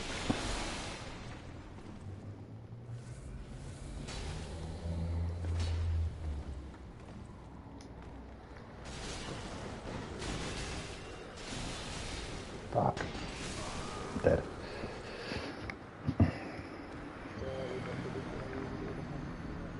Yeah. It took me a while to realise you can dip your head in the wax. Yeah. That's why this is a really good area, because if you fight them and you walk into those hands, it actually gets you as well. It's a catch-22 though, but Yeah. if you're covered in wax when you get hit by flame, that's if it's accelerated. Oh, really? It's very rare that a game will be that nice, especially on that Dark Souls.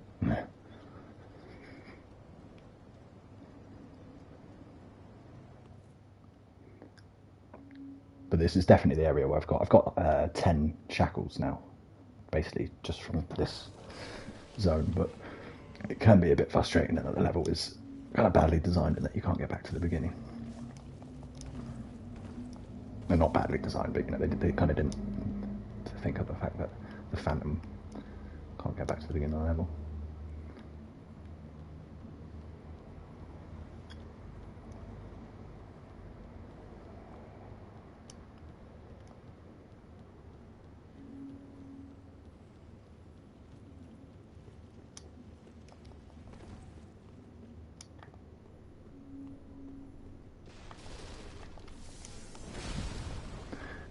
This is a bit of a glitch as well, like I can't lock onto him. You can see that. Until I hit him, I can't lock onto him. It might be like a stealth perk or something. So, yeah, I can't lock onto them at all.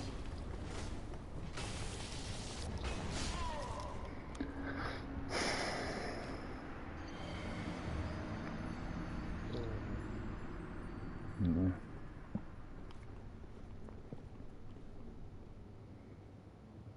I should show you some duels. I got really good at them with this weapon. I mean, there's still some people on there that are really good, and can't touch them. But Oh, there will be, mate. Yeah. I'm not the best when it comes to Dark Souls PvP. I came into Dark Souls late, so a lot like any Call of Duty when you're new, it's just very hard. yeah, But I've most definitely lost more fights than I've won in Dark Souls PvP. luckily I don't think it keeps track of anything. Invading. I'd have spent an hour days every day fucking invading people, then I imagine I'd be quite good at it. But I only really properly started doing this when I was talking to you the other day. So I probably spent about 10 hours doing it. So I feel like I'm starting to get better at it. But yeah, still, I do stupid things sometimes. Man.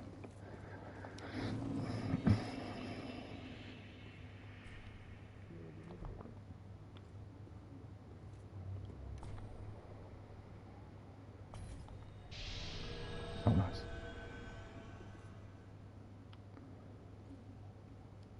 Did I just cancel that? Nice, perfect.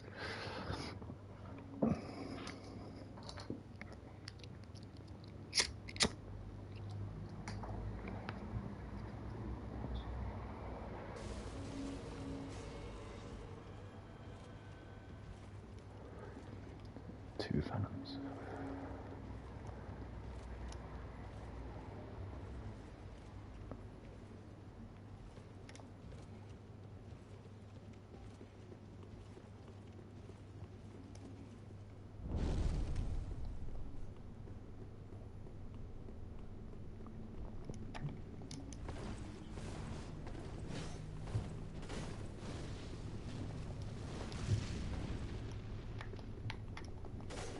Yeah, something shit's going on, man. I can't lock. I just can't lock onto these guys.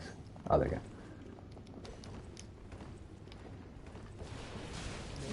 maybe you can't. You can usually, it's let me lock on now, it just wasn't at first.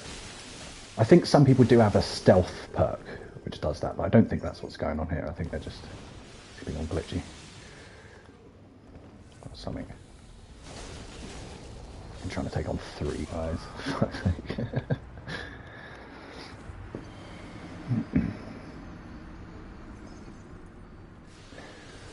There's a Frost Knight in this level. I don't know if you remember Frost Knight. It's probably the most difficult non-boss enemy.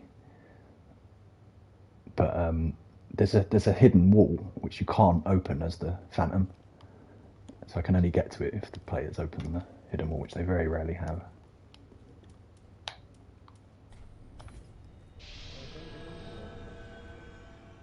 I mean, anything that wasn't a boss, and even most of the bosses.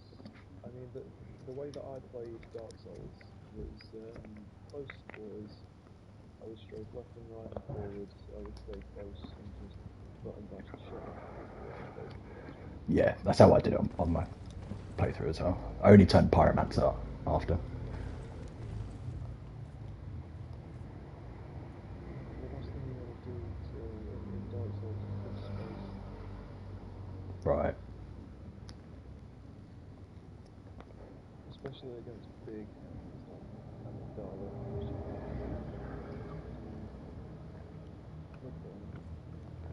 Yeah, I think so. I don't recognise the name.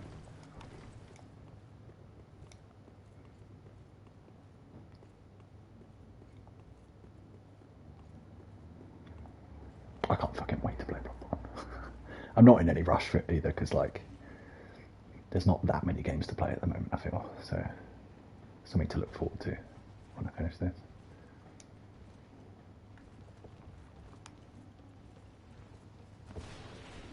The PvP is probably going to be completely dead. But saying that, I mean, it's not that dead on this, so maybe not. PvP in Bloodborne? Hmm. I don't know, I think there's more people playing that than there are Dark Souls. Yeah, you're probably right, actually.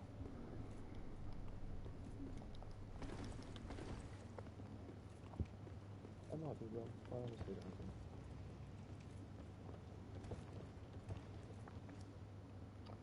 Well, I mean, I don't know why I said the PvP is dead, because if it's still alive in this, and it's very much alive in this, it probably is still alive in Bloodborne as well. I mean, the thing is, with Bloodborne and Dark Souls, like you were saying earlier, the people that you're going to find playing this, they're just... Yeah. Totally. Or something. Mm.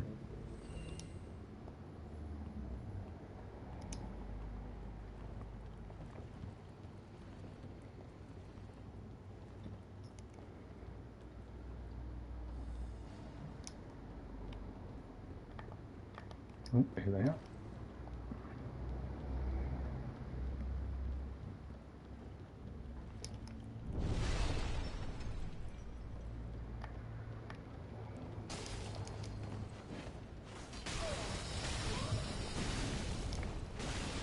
No, don't die! No!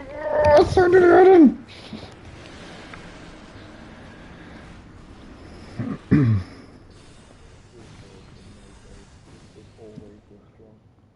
That, yeah, those like dual greatswords. I don't even know what weapon that is. I need to check that out at some point.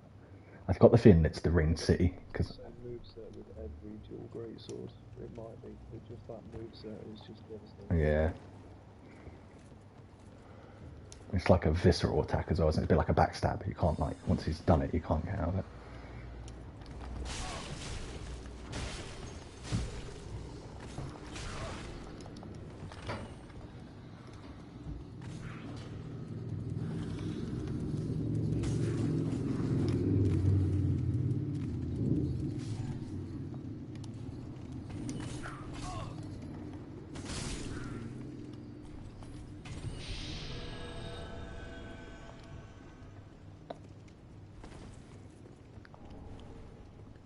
Wow, I just got a crystal gem off a really nothing-y enemy.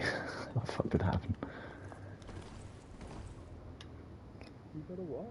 I got a crystal gem off like it's just like I don't know what they're called. It's like small enemies that you just kill in one hit. Just dropped a crystal gem. Can you equip gems into weapons on Dark Souls? Yeah, well, like infusion. Making them stronger? Yeah, yeah. Yeah, you've got different types of gems, like Chaos Gem is fire, and Heavy Gem just makes it more powerful, and Sharpening Gem. I think it adds magic to the weapon. I think. It Let me see real quick.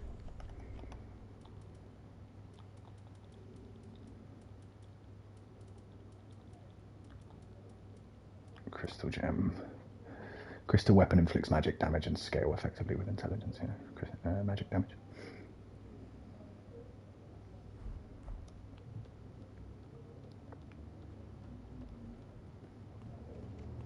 Did you know that quick hacking people in Cyberpunk doesn't cost you actually killing them? Really? You can literally wipe out entire populations if you've got like for instance, I've just done this mission that says do not kill any military personnel as an option and go and save this guy, and I killed every single one Nice. of them, and I've still got it as if I haven't killed any of them, and I just quick hacked all of them. That's awesome. See, I feel like that game should have done that more often, that kind of thing, and give you some reward for like, because you see now there's an actual sort of point to hacking. Whereas, what do you actually get from that? It's just an objective, isn't it? Maybe you get a few bonus points or something, but there should have been a mission where you fail if you kill people, and then you've got to sort of think outside the box and start hacking and things like that. But it never forced you to do any of that. I mean, you get your additional rewards, Right.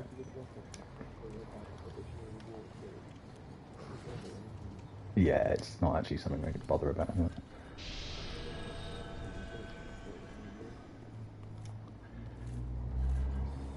Yeah, but it's 2020. They've got to like, if you make an RPG, there's got to be a sort of point to it. Like if you want like different builds and things like that, there's no point just like, because this is the thing. I feel like making a hacking build actually just makes it that's the battles are just drawn out and longer.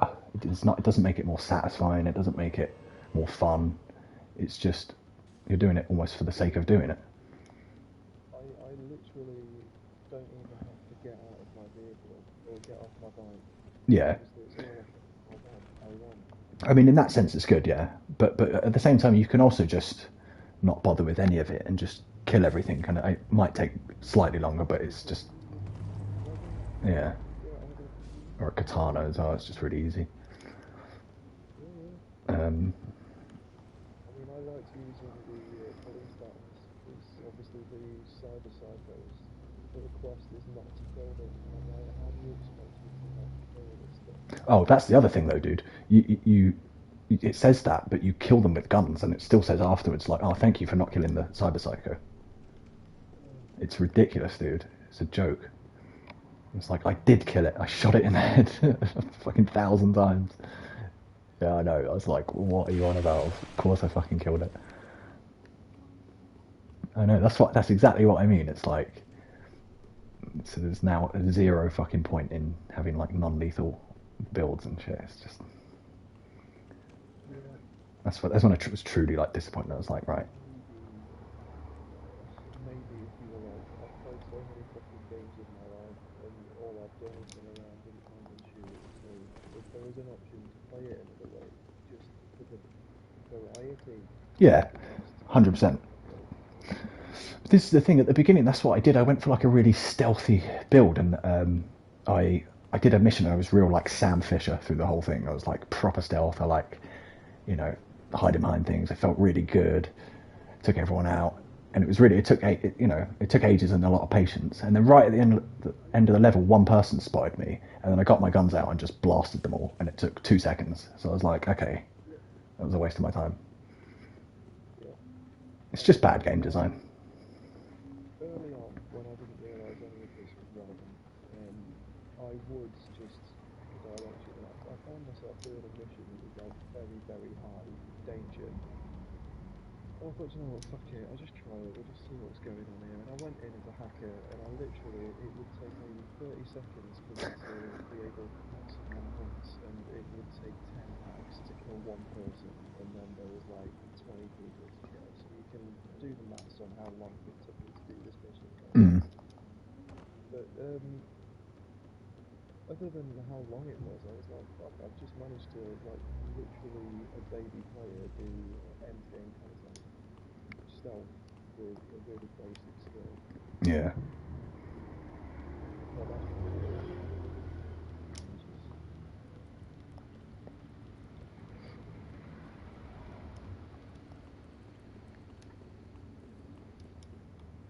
I think that's why I never did the boxing missions, because I think because I didn't upgrade melee or something, they always said very high, so I was sort of waiting to do them, and by the time I sort of got to the end of the game, I'd never done them. And then I was like bored of the game, so I didn't bother. I kind of wish I had done actually, because it's quite cool, the fighting missions. I did the first couple of them, you know, where you put a wager on them and stuff. I mean, there's one, I don't know if you remember the NPC that has a grenade for a nose. No, I don't think I do. That sounds cool. Did you see the vending machine that's the sentient vending machine? Did you find that one? I don't think so. Did you Oh yes, yeah, the talking. Yeah, I did, and he asked you to move the dumpster because he's did yeah. you find Slappy? No, I think that mission glitched for me because I did the one where you move the dumpster, and then there was a sort of question mark or a mission marker right by that vending machine, but I couldn't do anything there. No, I think. that basically just means that there's 3 or 4 or 5. It just means that this NPC has multiple missions available. All you had to do was just wait 12 hours or a day. But I did. The following day, it would have been available. I did. I stood there and skipped time, and I googled it as well because I thought. Do you remember I was saying that I got locked out of one of the last missions in that area? So I thought maybe that was it. And so yeah, I tried everything. I'm pretty sure it glitched to me, that vending machine mission, because I only did the first thing. Stood next to it, or did you literally like travel away to a different part of the city and then do it that way? I tried everything. I skipped time when I was next to it, and then I gave up on it and came back later once I'd skipped time. And it was always just like a question mark there, as if there should be something when I walk up to it, but it would never spawn when I went up to the vending machine. So yeah, all I ever did was with him was move that dumpster, and then I never was locked out of everything else. And yeah, I did spend some time looking into it because I genuinely thought that might be the mission I need, but I could never get it to do anything.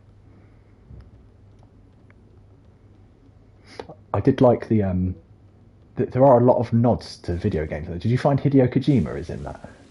He's sitting in a cafe somewhere. He's a really big fan of CDPR. I mean, even if I hadn't found Hideo Kojima, it probably didn't look like him. Yeah, So it probably wouldn't matter. to be fair, I only knew about it because it was one of the things they pointed out in the strategy guide. But also, there's one of those babies from Death Stranding in there as well. And really? yeah, and you know the what's it called? The taxi service thing again. I forgot what it's called. Taxi service? Yeah, it's like an AI taxi. Um, Oh, Delamain, yeah, cool, man. one of his missions, one of the rogue taxis, is the evil robot from Portal, which is very cool. Yeah, there's some really cool nods to video games in there. Oh, you see, that went way over my head because I was just going to say Portal, so... She starts saying like the cake is real or something, because in Portal they keep incentivizing you to do things by saying there's a cake at the end, but it turns out that there never was a cake, it was all a lie. Oh, that's what she's saying, the cake is a lie. She starts going, the cake is a lie, the cake is a lie. It's fucking awesome. It's sad because like there were some people clearly that worked on that game that are real, like into the nods of video games and stuff. And Hideo Kojima obviously likes them. I think he really liked The Witcher. Because I think Death Stranding added lots of cyberpunk stuff into Death Stranding, which people were surprised about because they didn't think Death Stranding was getting any more content.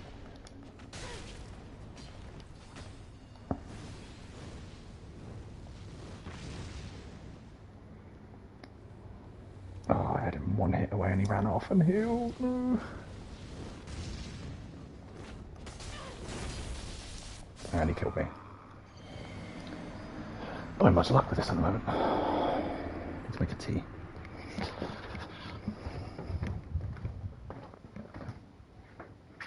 But yeah, I wonder how Hideo Kojima feels now. Yeah, I'm just trying to invade and kill the host as a Malm Maker. to get the. Sorry, I'm making noise. To get the vertebra shackles. I've already got 10 of them, so I have been killing some people. Just on this session, I haven't killed anyone.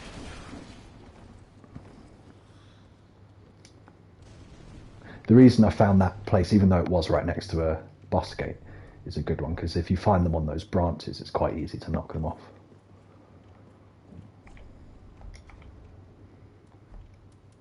Which is a bit cheap, I know, but I've got to get fucking dirty at the fuckers.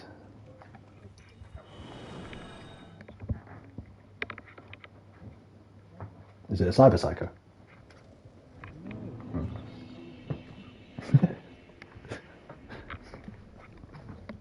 It's the problem with that game. You never know if something's supposed to be that way or if it's just broken. Right.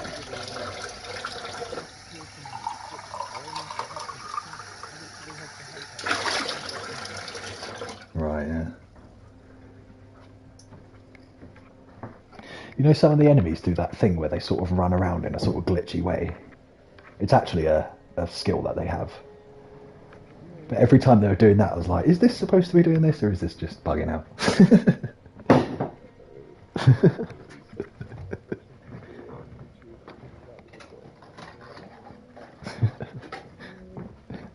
Yeah, I thought it was at first, and I sort of realised after a while that that's supposed to be hard.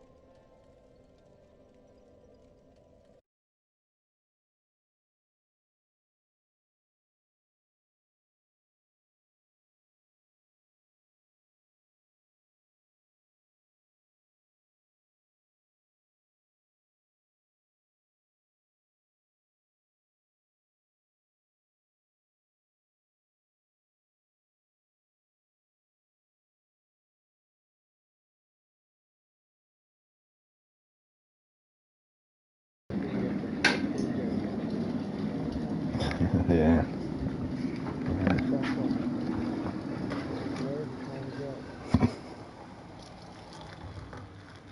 I found the Porsche handled a little bit differently, but yeah, apart from that, they're like all exactly the same, just a bit faster. No, you're 100% spot on. I just think that with the Porsche, they made it a bit more like a Porsches are really oversteery because the engine's right at the back. They made it a little bit like that. You can tell they tried a little bit with that. In general, the driving is pretty lame. I found I had to sort of drive quite sensibly in order to not like crash, and it's quite annoying.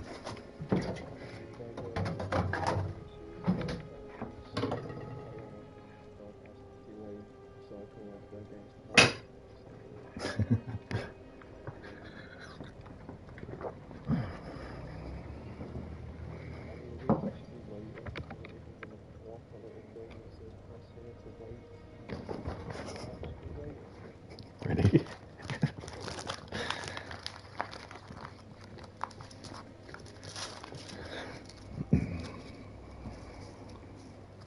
It should skip time if it says wait, shouldn't it?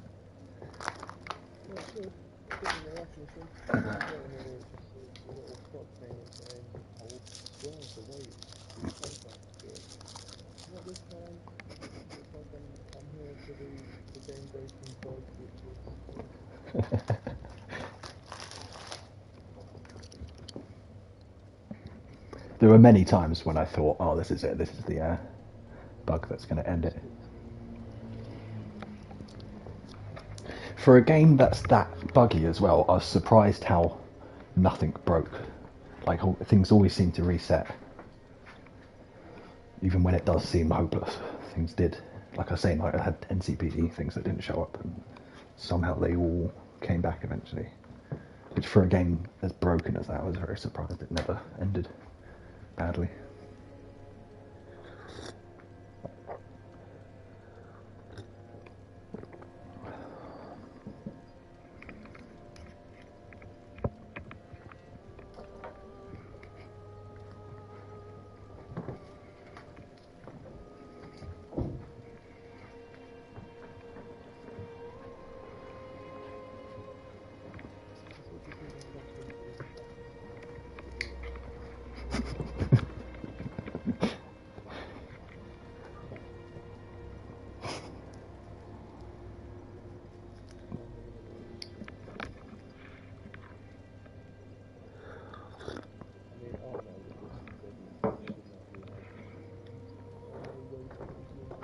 Yeah, I don't remember if I have to actually genuinely wait.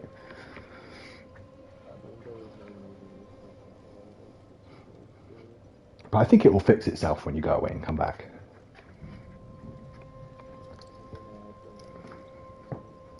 Is it a mission you actually need to do? Is it a gig? Mm-hmm. I'm pretty sure it'll fix it. Like I was saying, I had loads of moments like that, and they always seem to correct themselves eventually. Yeah. But the problem is with you now, this is one of your last things. You don't have a lot to go away and do you?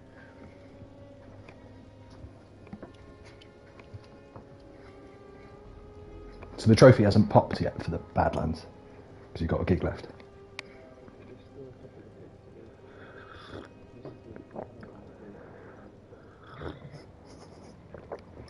Could you go away and do the other gig and come back to that one?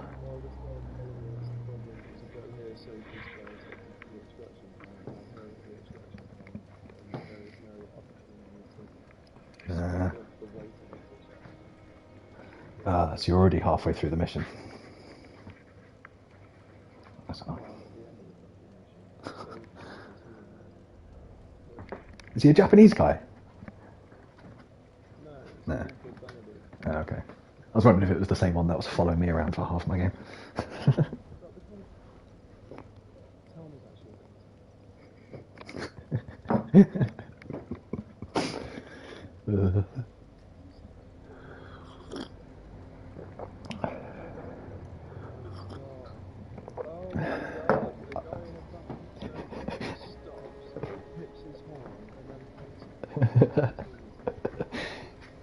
Imagine. You know the way sort of GTA always take the piss out of everything? I bet you in GTA 6 they're going to rip the piss out of that game. Oh, I hope so. I hope they rebuild this entire world.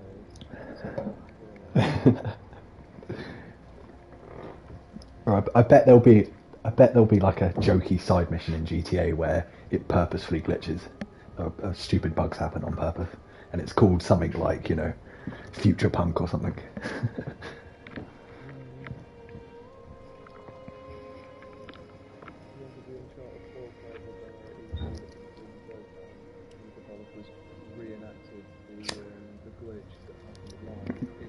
Yes. Yeah, there's a trophy for it. Yeah, I remember that. When developers do that, I just like, come here, I'm going to save, and reload, and I'm going to try.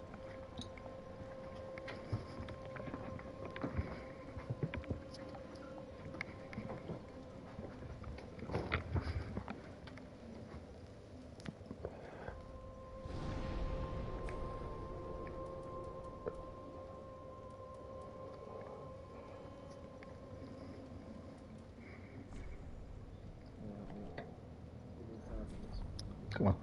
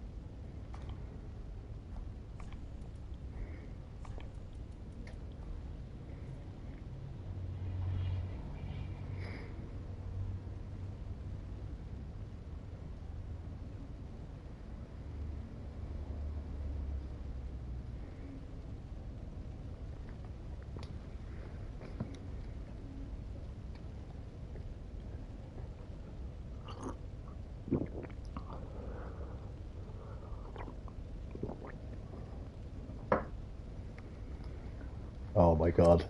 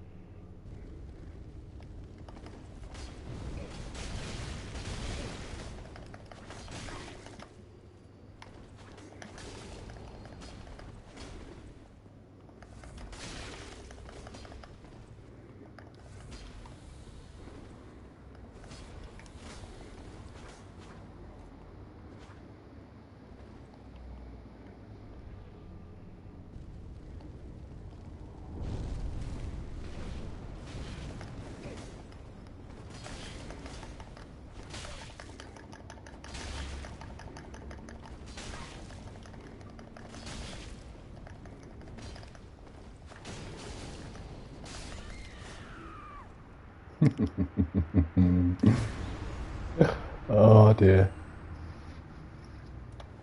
Dude, the best thing ever just happened.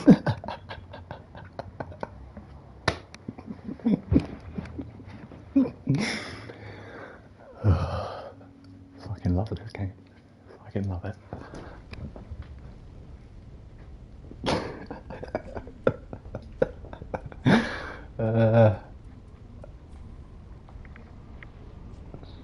That is the way to do this.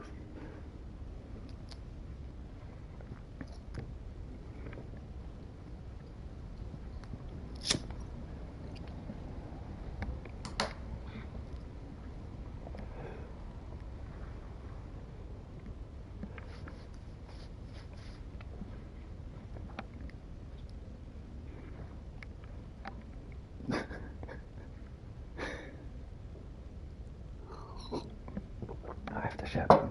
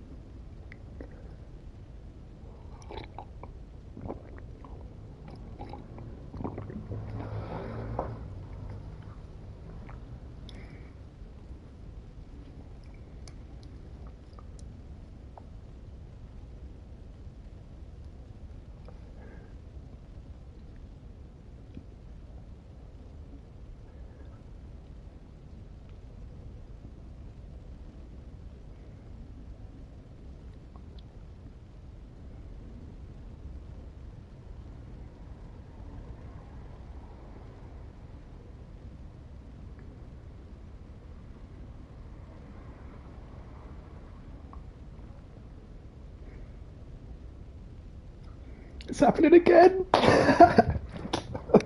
Oh yes. Fuck yes.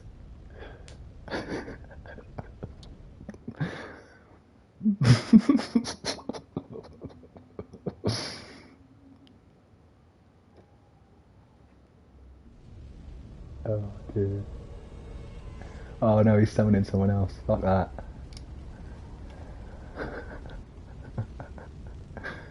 Where is he? There he is.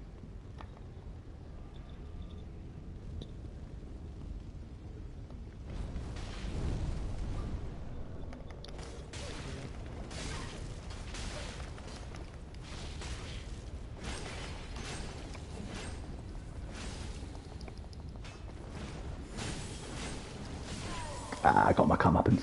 Dude, did you... I've just realised the perfect way of doing this. I put down my... if you go back, I actually died on this one, but on the previous one, I put my summon sign down, forgetting that I was still on Mound Makers. And the guy next to the boss area, so the guy summoned me in, thinking he was getting someone to help him, and I just murked him. I tried to do it again, but then he summoned another phantom and they murked me, which is fair enough. It's karma. But I was like, that's a fucking brilliant mechanic. I love that. So people think that it's going to help them when you summon them, and they're like, oh shit. That's a great way of doing it. You could tell he was like, what is going on? I got my shackle.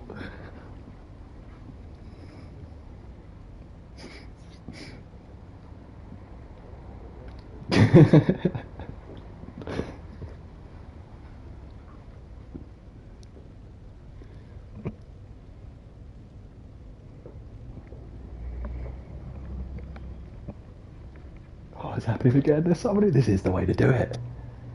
This is the way to get those shackles. I mean, it's a really mean thing to do, but it's Dark Souls, man. Yeah, gotta get those shackles.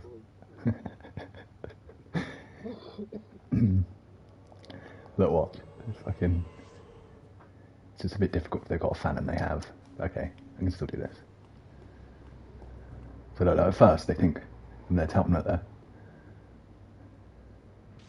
He's just like, oh, I've just summoned in someone to help me. I know, I think he's figured it out.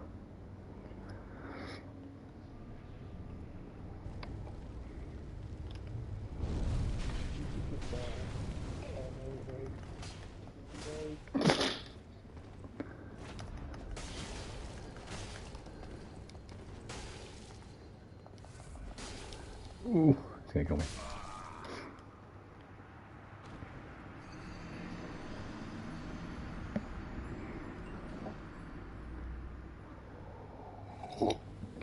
He marked me. Should have been more patient. Yeah, I reckon we should go back to try and make the 2 axes. Honestly though, like, I'll show you a this is definitely better. I'll show you a I'm just playing shit. I'll show you a duel. Honestly, my win rate on the duels is like way over 50% now, whereas it's about 20% with those axes. Show you.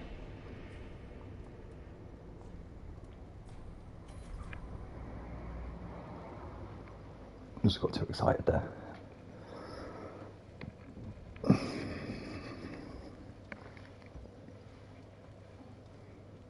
It's amazing how quick the matchmaking is on these undead matches.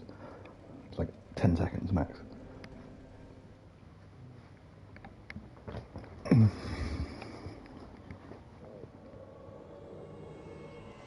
I'd say let's reload it.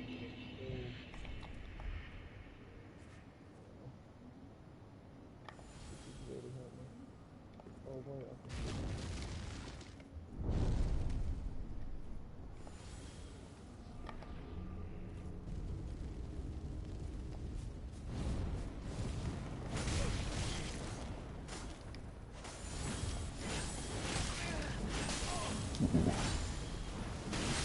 Wow, those scythes. Jesus. Wow. Didn't see that coming.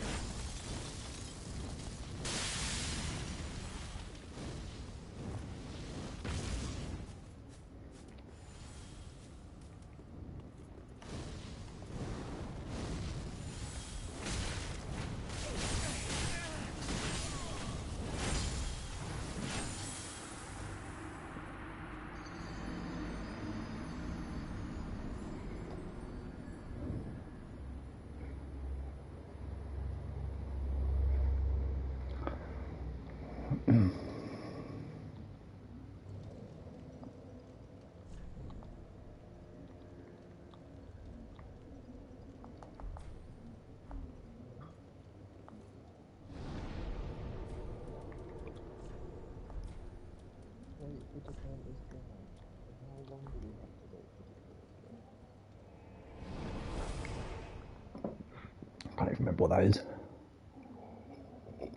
Oh no, it's just one of those completely non-important missions which is purely do and just depends if you get any trophy, that's it. Yeah, there's a few of those in that game. See,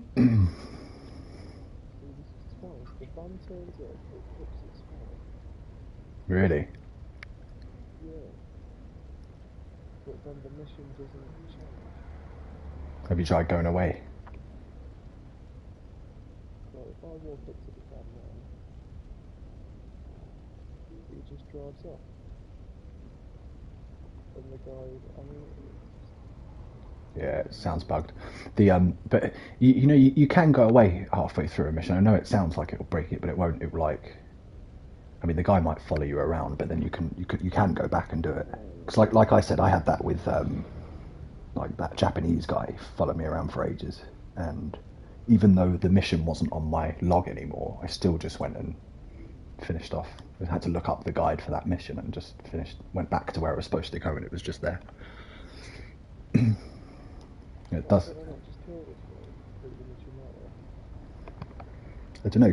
I forgot. Can you kill non-hostile characters inside Hunt? You can't, can you?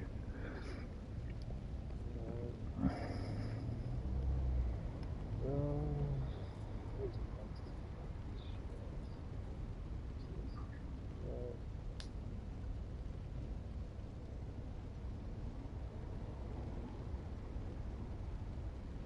Yeah. Yeah,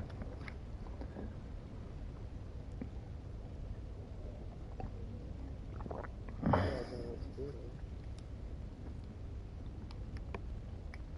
Have you tried just quitting the game and coming back in? Have you ever tried that? Yeah, that's what I literally just Yeah. 5 minutes doing. Fuck.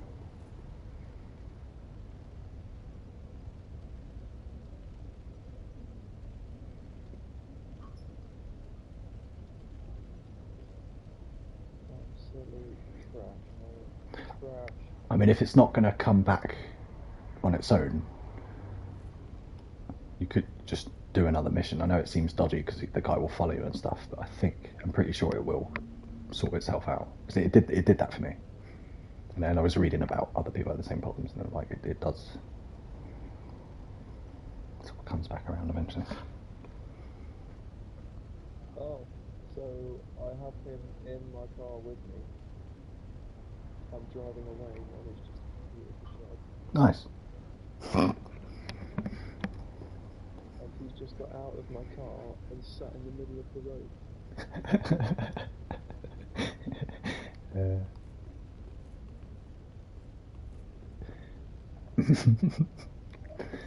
I mean, I know that game is like, you know, you imagine what the coding's like in the background. It's fucking like madly complicated, but still. And I like him. It's like, what do you want me to do? You sent 3 people to pick me up and he didn't want to get in their car. Fucking hell. That's hilarious. Oh well, I'll leave you there, mate. See you. You got the mission now, anyway, haven't you? I did.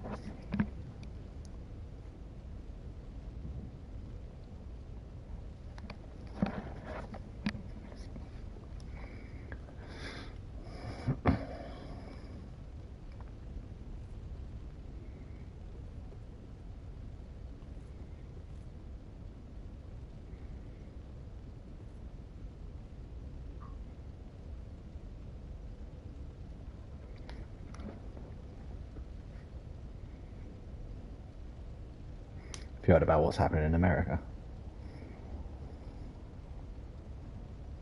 What's happening in America? So they Trump told everyone to challenge Congress and protest. I think he might have even told them to storm the Capitol building, and everyone took it literally and stormed the Capitol building, and 4 people got shot and killed. Yeah, and now all the Trump officials are quitting, and they're trying to impeach Trump. It's really bad. It's like What, today? all the shooting and stuff in the Congress building happened yesterday. There was pictures of them blocking the door and pointing guns at the door and things like that. You imagine Trump supporters are pretty fucking full on. Probably bought guns themselves and everything. I know, it's like something. It's like this. Telling you in a documentary on television that his country's mad at and that his dad was even worse. That if you make yourself the president of the United States, he has the potential to literally fuck up the entire planet. Yeah. This is his own fucking family member saying this. Yeah, it's crazy. I feel like when this all settles down, this could be I don't know, because presidents always have weird immunity, but this could be like jail time for him. Because if he told everyone to storm the building and they did it and 4 people ended up dying, I don't know, man. Looks pretty bad. Yeah. Yeah, that's true. If he's not the president, he just goes back to fucking being in Trump's era.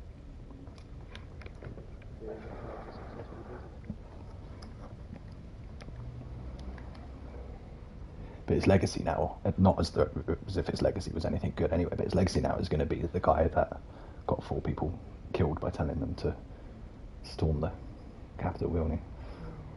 I mean, that's the least of it, I know. Do you remember the time you tried to get people to drink bleach? It's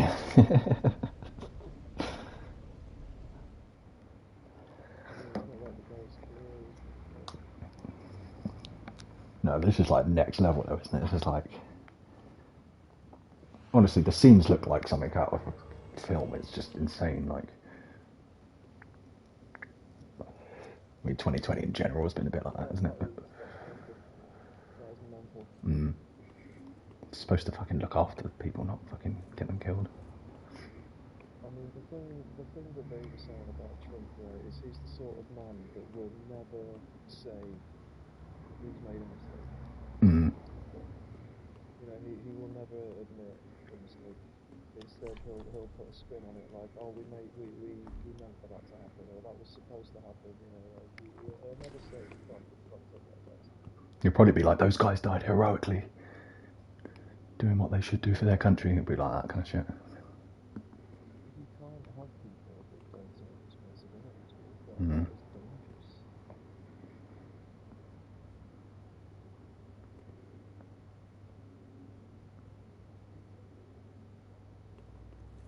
I mean, what sort of a person do you need to be to genuinely, like, feel nothing? Feel remorse, nothing. If your first instinct is to just put a positive spin on big fuck-ups, like big fuck-ups, you're like, oh no, stop, what are you doing, you're crazy.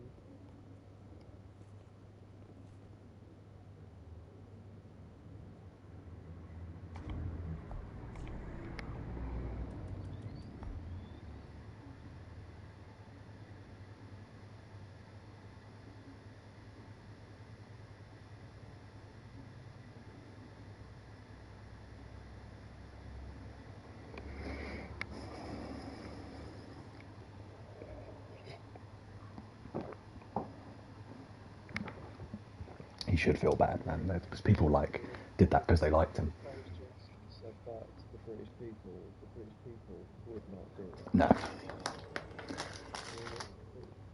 It doesn't matter that the president said it, what matters is the American people did it. I can't remember who it was as well. It was Mental, dude. one of the lawyers that was working on the whole thing about the vote count and stuff.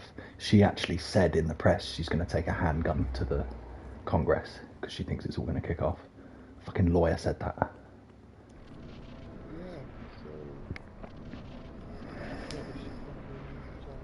I don't know. What do you know? What do I think? They're fucking mental, aren't they?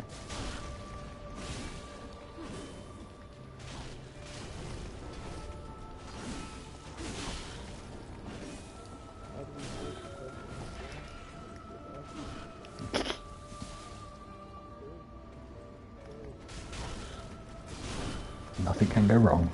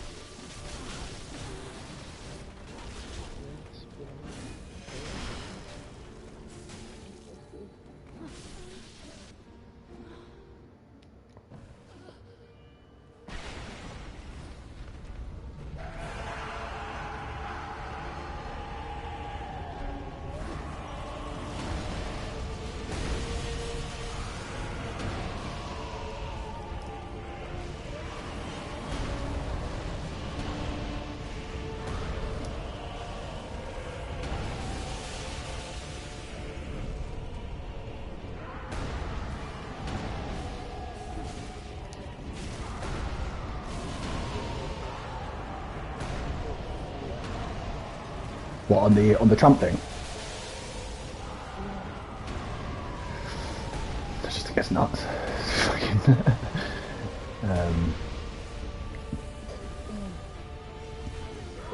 I think it says a lot about America that they're fucking. He's got half the country that actually still believe in him after everything he's done and said, and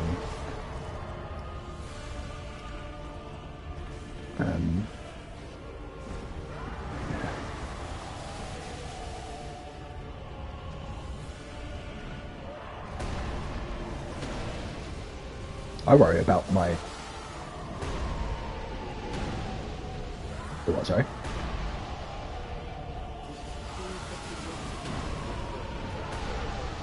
Really?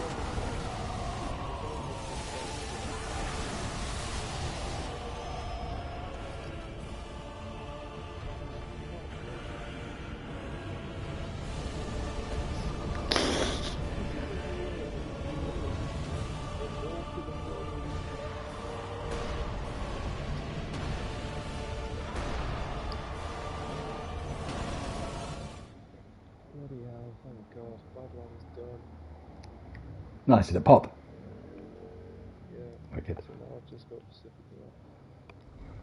Pacifica, touch wood, should be an easy one. I remember there being like 3 scanner hustles there, and like there's very little there to do. I remember thinking, I've been surprised how little there was there.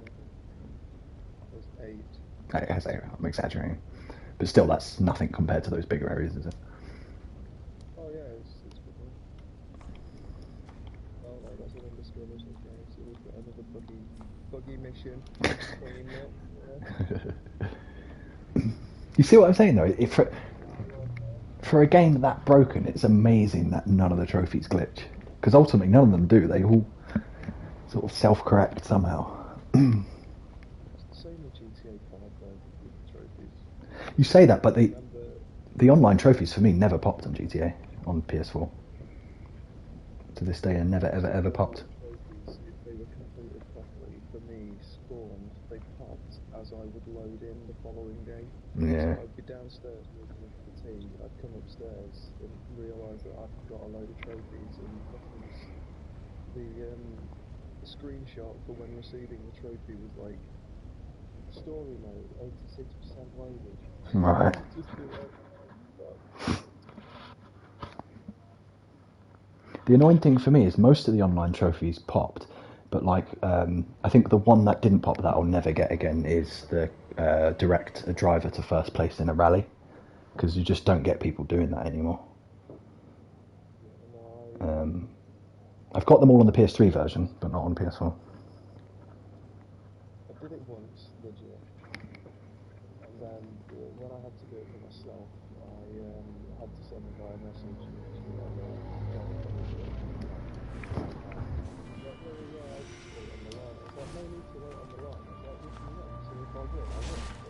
What do you need to win? Just stuff on the line and let me. Yeah, Right.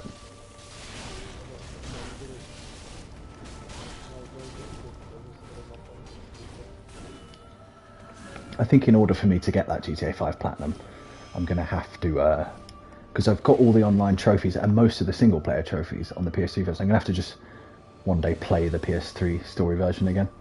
And I think I just need things like find all the jumps and things like that. Because I do want to get it. I mean, I earned all those online trophies. I fucking worked for them as well, man.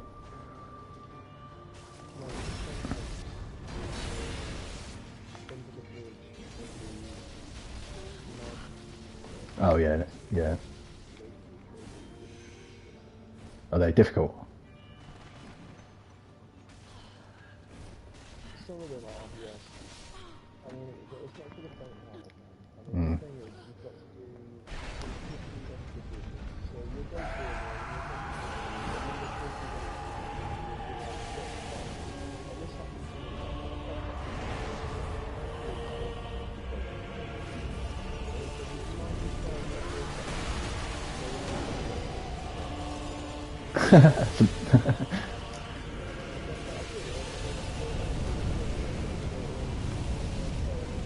There was probably just one that he didn't quite do what the game considers properly, right? But you have no way of knowing which one it was.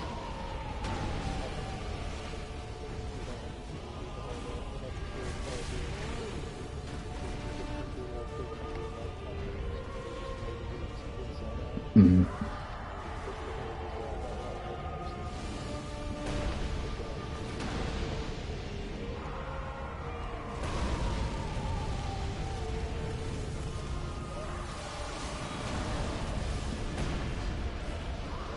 It's a nightmare because I was really looking forward to platinum it on PS4 and playing the story again and stuff, but the trophy list is definitely broken in the sense that if you come from PS3 to PS4, the trophies don't necessarily pop again for you.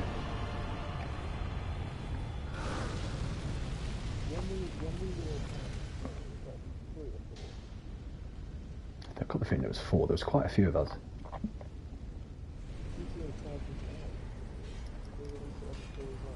Oh, sorry. Yeah. When me and you were playing it, yeah, it was PS3. Yeah. So yeah, that's what I'm talking about. So when it moved to PS4, the trophy list was duplicated. So the online trophies were supposed to just pop if you already had them. Like that's genuinely what it's supposed to do, but it just didn't for me, man. It just didn't. Some of them did. I think most of them actually did. Like numero uno, where you got to get first place in every type of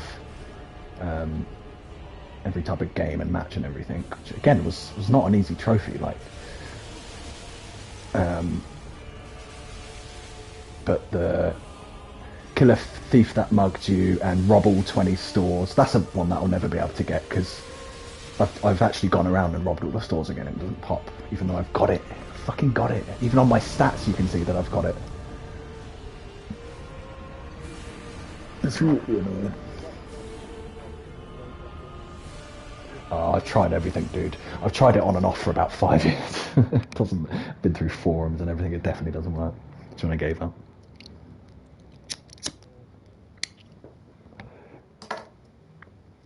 I can still get it on PS3, so I'll do that one day. But going back to the PS3 at the moment is difficult. Yeah. Also, all PS3 games, well, most PS3 games, they let you plug in PS4 or even a PS5 controller, and it still works. But for some reason, GTA haven't coded it or whatever, so you can only use the PS3 controller, which I find really difficult to use now.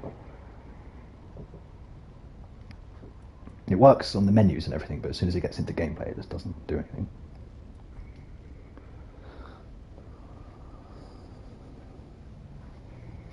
It was, the game GTA 5 itself, the single player game, was buttery smooth, but the online did always have issues. I don't know if you remember how bad the matchmaking was, and I forgot what your housemate was called that completely lost his profile. No, he had his Oh, really? But some people did get their profiles deleted. Do you remember? It was to do with like character slots. I think if you needed to make your character on the second slot or something like that. A lot of people lost their characters if they're on the first slot.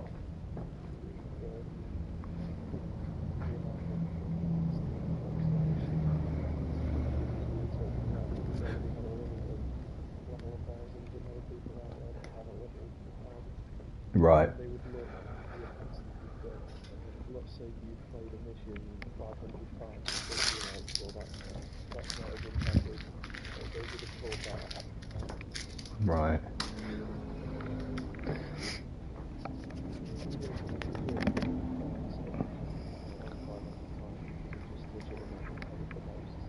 Well, yeah, because me and you did some races a lot of times. Well, this is what I said.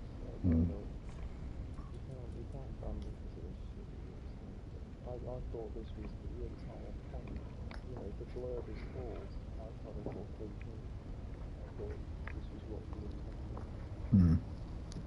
Well, you're certainly not cheating just by playing the mission over and over again. It just means you enjoy the mission, right? Or you like the payout or whatever. I remember Down the Drain. I did that loads. I did say to him, I was like, the work to reward ratio in a lot of lifestyle games is just a little bit off. Yeah. Like, you ask people to spend a lot of time, you don't really give them a lot for it. But when people do find the quicker ways to level up, of course they're going to. And the fact that there are some in there, with most gamers will think that's intentional. Because you're supposed to find it, and if you want to level up fast, that's how you do it. You know, it's not supposed to be an extra. Most gamers don't see it as an extra. They think it's intentional. You put it in for that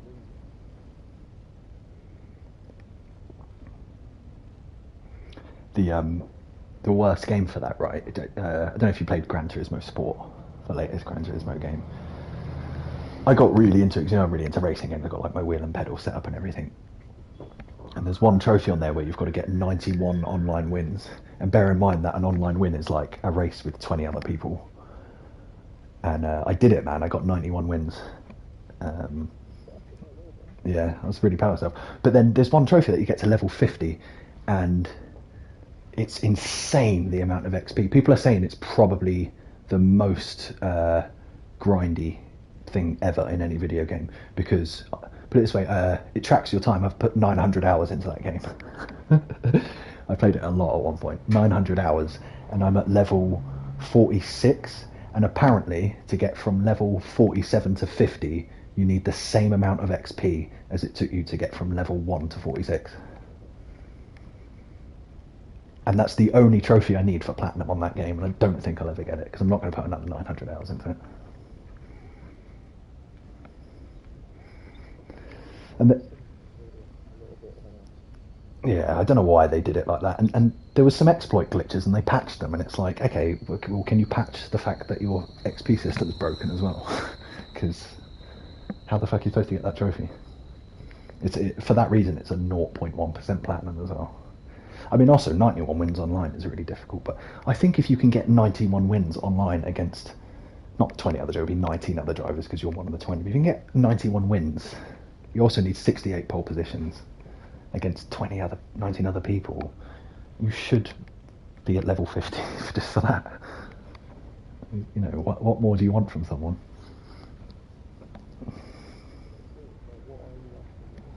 Yeah, it's insane. I tried like...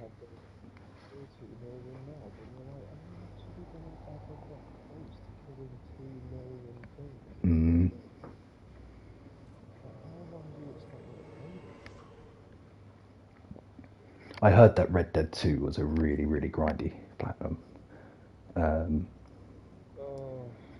Red Dead 1 was the same. You needed like 5,000 kills or something with a mounted machine gun.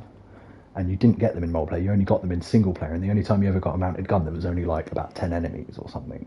And you couldn't like go back to that area and do it again. You'd have to do, can't do the maths, but you'd have to do how many playthroughs? Like 200 playthroughs of the game.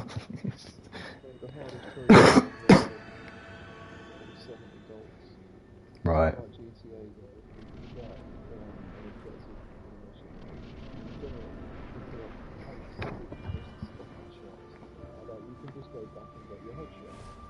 Right.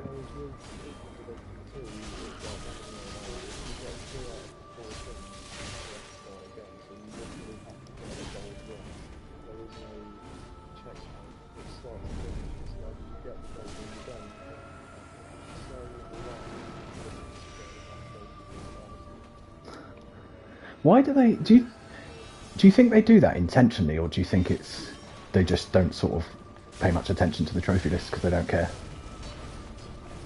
think there's an element of that. Right. When I told Ian that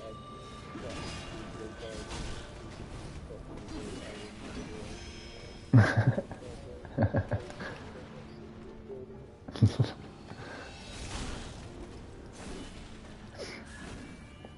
That's what I really like about all the Sony first-party games. The Platinums, I mean, sometimes they're actually a little bit too easy, but they're always like doable and they're never too grindy. And because I think they bear in mind that most people that play Sony first-party games are generally going to be people that like trophies, so they make it. Usually, it's enjoyable as well. That's what I was saying about the Ghost of Tsushima Platinum was fun, and I never actually got it, but the Horizon Zero Dawn Platinum is a kind of fair platinum. It's not like too difficult. It's not too easy. And like, you know, like Last of Us and Uncharted, they're all sort of like, you know, that's what a platinum should be. It's not like you're going to spend a year of your life grinding trying to get this, or like you're not going to get it just by doing one playthrough or whatever, but somewhere in, sort of in between.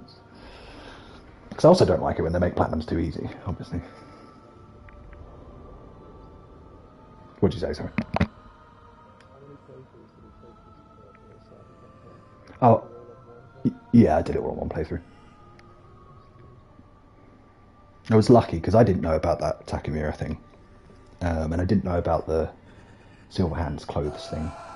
It was only when I got stuck on those NCPD scanner houses I started looking at trophy guides and I saw all the missables, and I was like, wow, I was lucky. But you know, it's kind of weird that they let you get all 4 endings in one playthrough. It was an interesting design choice. Yeah.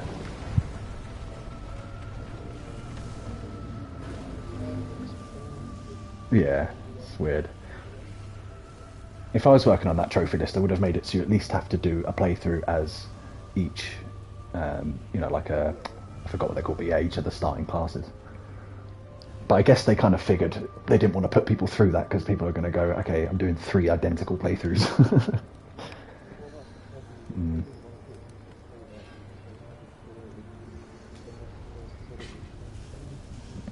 Yeah.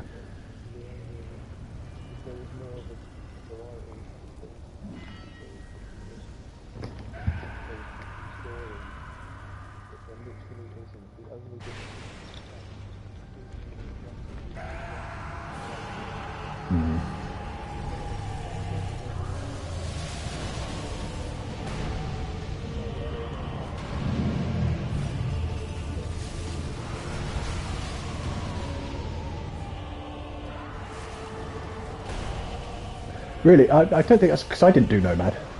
I did Corporate.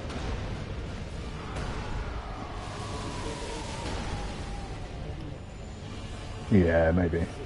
I still got given a car. But yeah, I don't know how it works. But yeah, I did Corporate, and I.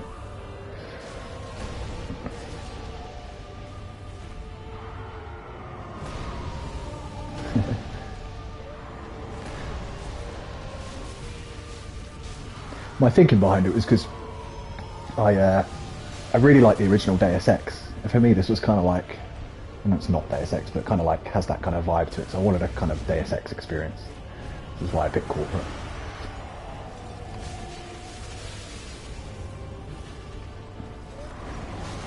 And I was really excited for about the first 20 minutes.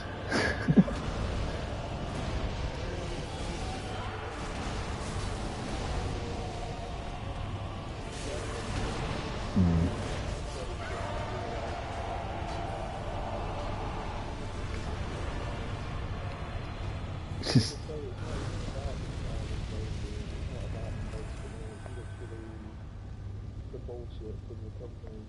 yeah.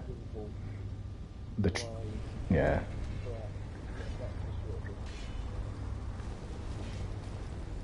Yeah, I mean, they didn't give out PS4 copies for review, did they, until the game was released? That's a big dishonesty.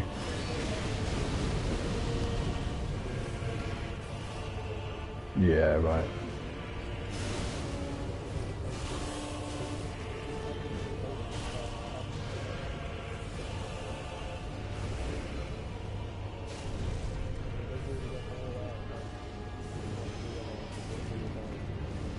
Yeah.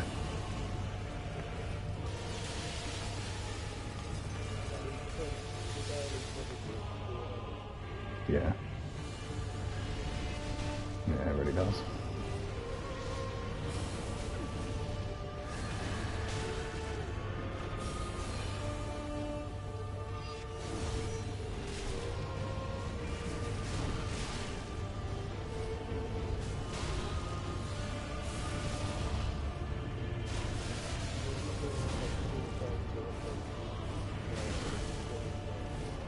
Yeah, I know. What have the updates even done? Because I saw 2 updates while I was playing it. It might have even had more than that now, no? I've had 3 now.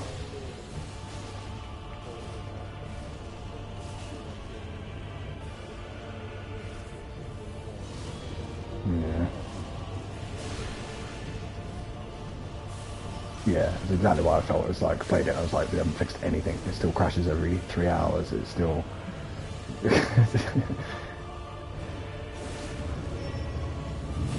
They didn't even fix that money glitch, which, okay, it benefited me, but I still think they should have patched that, because that's... shouldn't do that.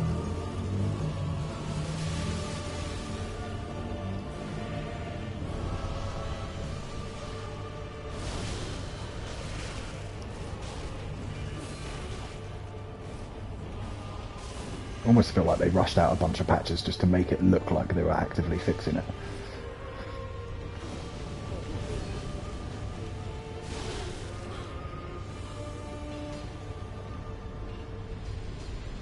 I didn't realise this, and obviously this isn't a problem for big developers, but you know every time they release an update it costs something like £4,000.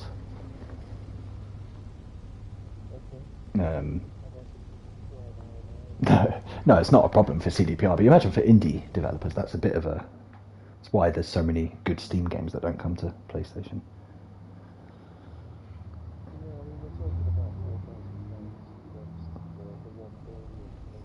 Oh, for CDPR it's not an issue at all, no.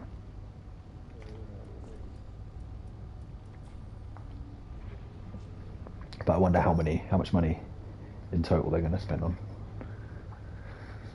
They're going to spend at least 400k or something on patches through its lifetime. I mean, it's a shame, isn't it? Mm. I mean, I'm really not that bothered. I don't care that much. Yeah, I'm totally over it now. It was kind of heartbreaking when it first happened, because it was my most anticipated game. I don't know if you ever watch those Night City Wire things, like I think like once a month or something, they do an episode where they show you some of the game. It's really cool presentation, all on PC. The game looked so cool, man. I was so hyped for it, so excited. I felt like I was going to be playing it for the next 6 months, doing all these different playthroughs, and then there was a multiplayer mode coming, and they were talking about post-launch DLC and all this. I was like, man, this is so good. And then within a day, I was like, oh man, this is not good. And I don't think it's going to be good. Like you say, I don't even think the bugs and stuff are totally the issue. It's just the game is not very good. Empty, it's fucking lifeless, flat. Not even sure the voice acting is all that good in places. Keanu Reeves is quite good in it. I like his character. Mm.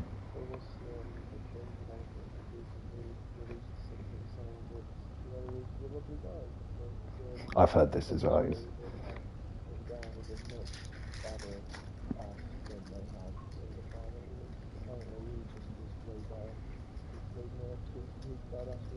Right.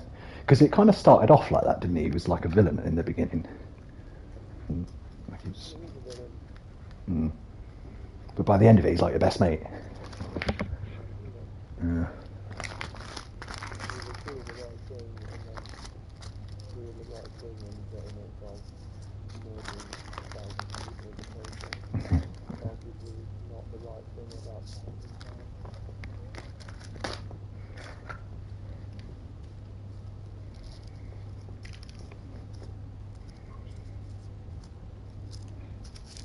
Yeah, it worked out good because if I was playing Cyberpunk now, I never would have gone to Dark Souls 3 and actually prefer this kind of game a lot more, I realise.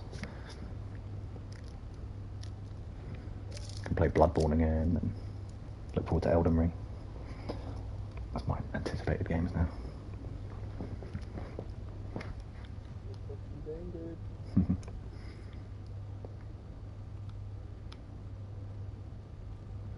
I was even looking forward to like playing The Witcher after Cyberpunk, but that soured that for me as well. I probably will play it at some point, but yeah.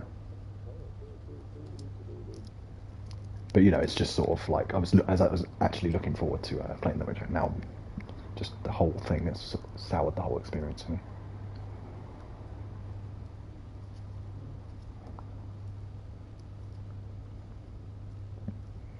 It's got to a point where you can be cool with it. But I personally have got to a point where I need to stop being cool with it. It's never. There comes a point where you've got to be like, no, not anymore.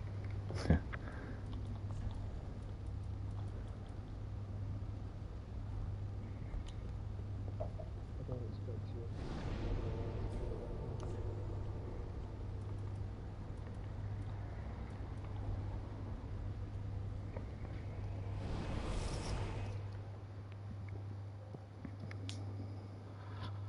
What games are you looking forward to this year? I'd have to have a look at the ones that are coming out. Right. There's the new Horizon game, which is also coming to PS4. That'll be cool. It looks good. Yeah, Aloy, yeah. That game was sick. I really enjoyed that. And the way you had to sort of... Sorry.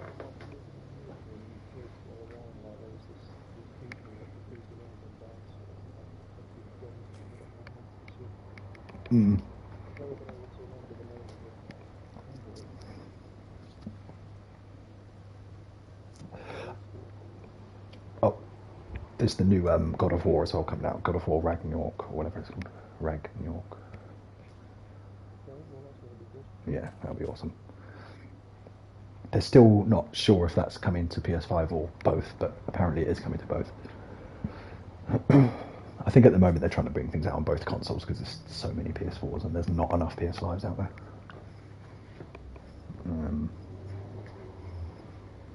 Can't think. I'm really looking forward to Gran Turismo 7 as well.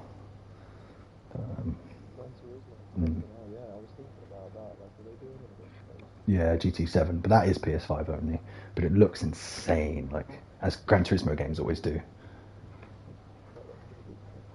Yeah, and the good thing is, like GT Sport was a bit of an online only. It did have single player, but it was watered down.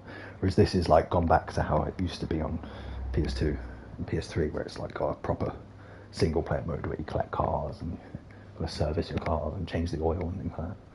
It looks awesome.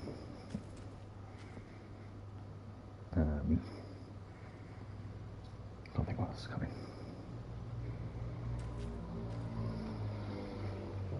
Elden Ring is obviously exciting, but try not to get too excited about that because they haven't actually spoken about it much. It's all rumour of when it's going to come out.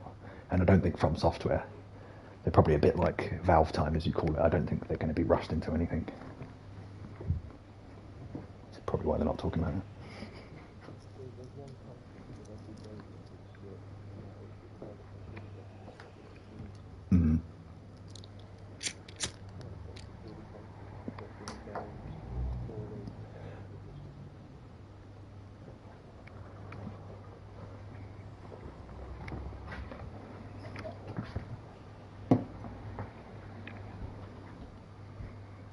Did you hear about Microsoft acquiring Bethesda?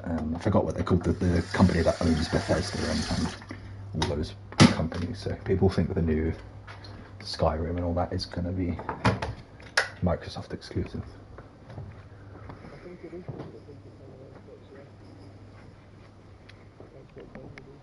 But some people think it might not, because I mean they bought Mahjong or whatever it's called, the people that own Minecraft, but yet they still released Minecraft on like PSVR and I think they're bringing it to PS5. So but I imagine with Skyrim they're going to keep it exclusive, aren't they?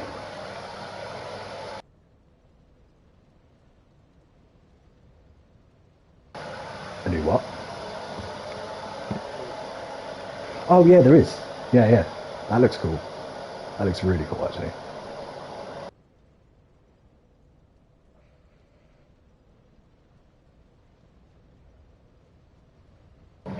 The new the Ratchet and Clank game. I've never been massive on Ratchet and Clank games. Yeah, just sort of mascot platformers kind of thing. But it does look cool because it's called a Rift Apart, and it's like you can jump through rifts and automatically go into other levels. It sort of takes advantage of the SSD. So you can just sort of jump through a rift and you're in a completely different, and the worlds look insane. Like it looks a bit like Fifth Element. It's like cars flying through the air, and that looks really, really cool. When you were working with personality, there's a mission. I don't know if you remember it, but you save I think you're saving Rogue. But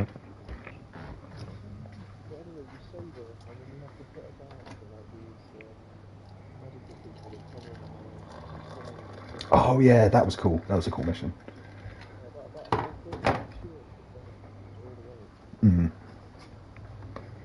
The thing is about that mission though, that's what they kept showing off on all the demos. So I think they had perfected that. All the kind of scripted moments in that mission were all like down to. If every mission was like that one, yeah, that was really, really cool. But I'd seen that mission on gameplay demos like so many times. So I think they had just sort of really worked on that as their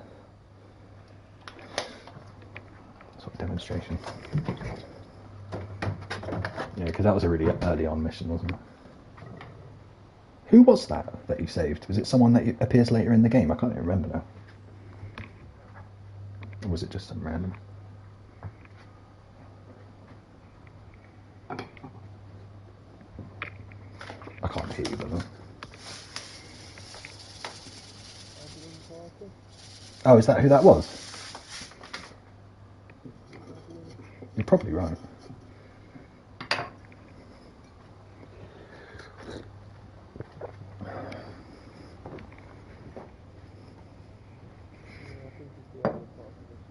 Right.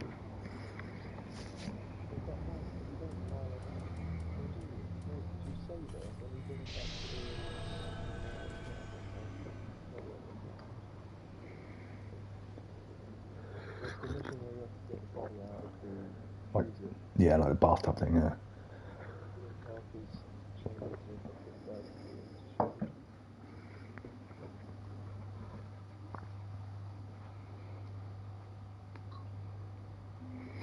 Honestly, I know you don't like buy much into hype and stuff, so you probably weren't looking at videos and stuff. But honestly, like the kind of the level of excitement for that game from people was just crazy, and fair enough because it looked fucking awesome. Especially when you saw those kind of missions playing out, it's like, oh, what? But this is the problem that people have, because people will always show you their best work when they're trying to get money out of it.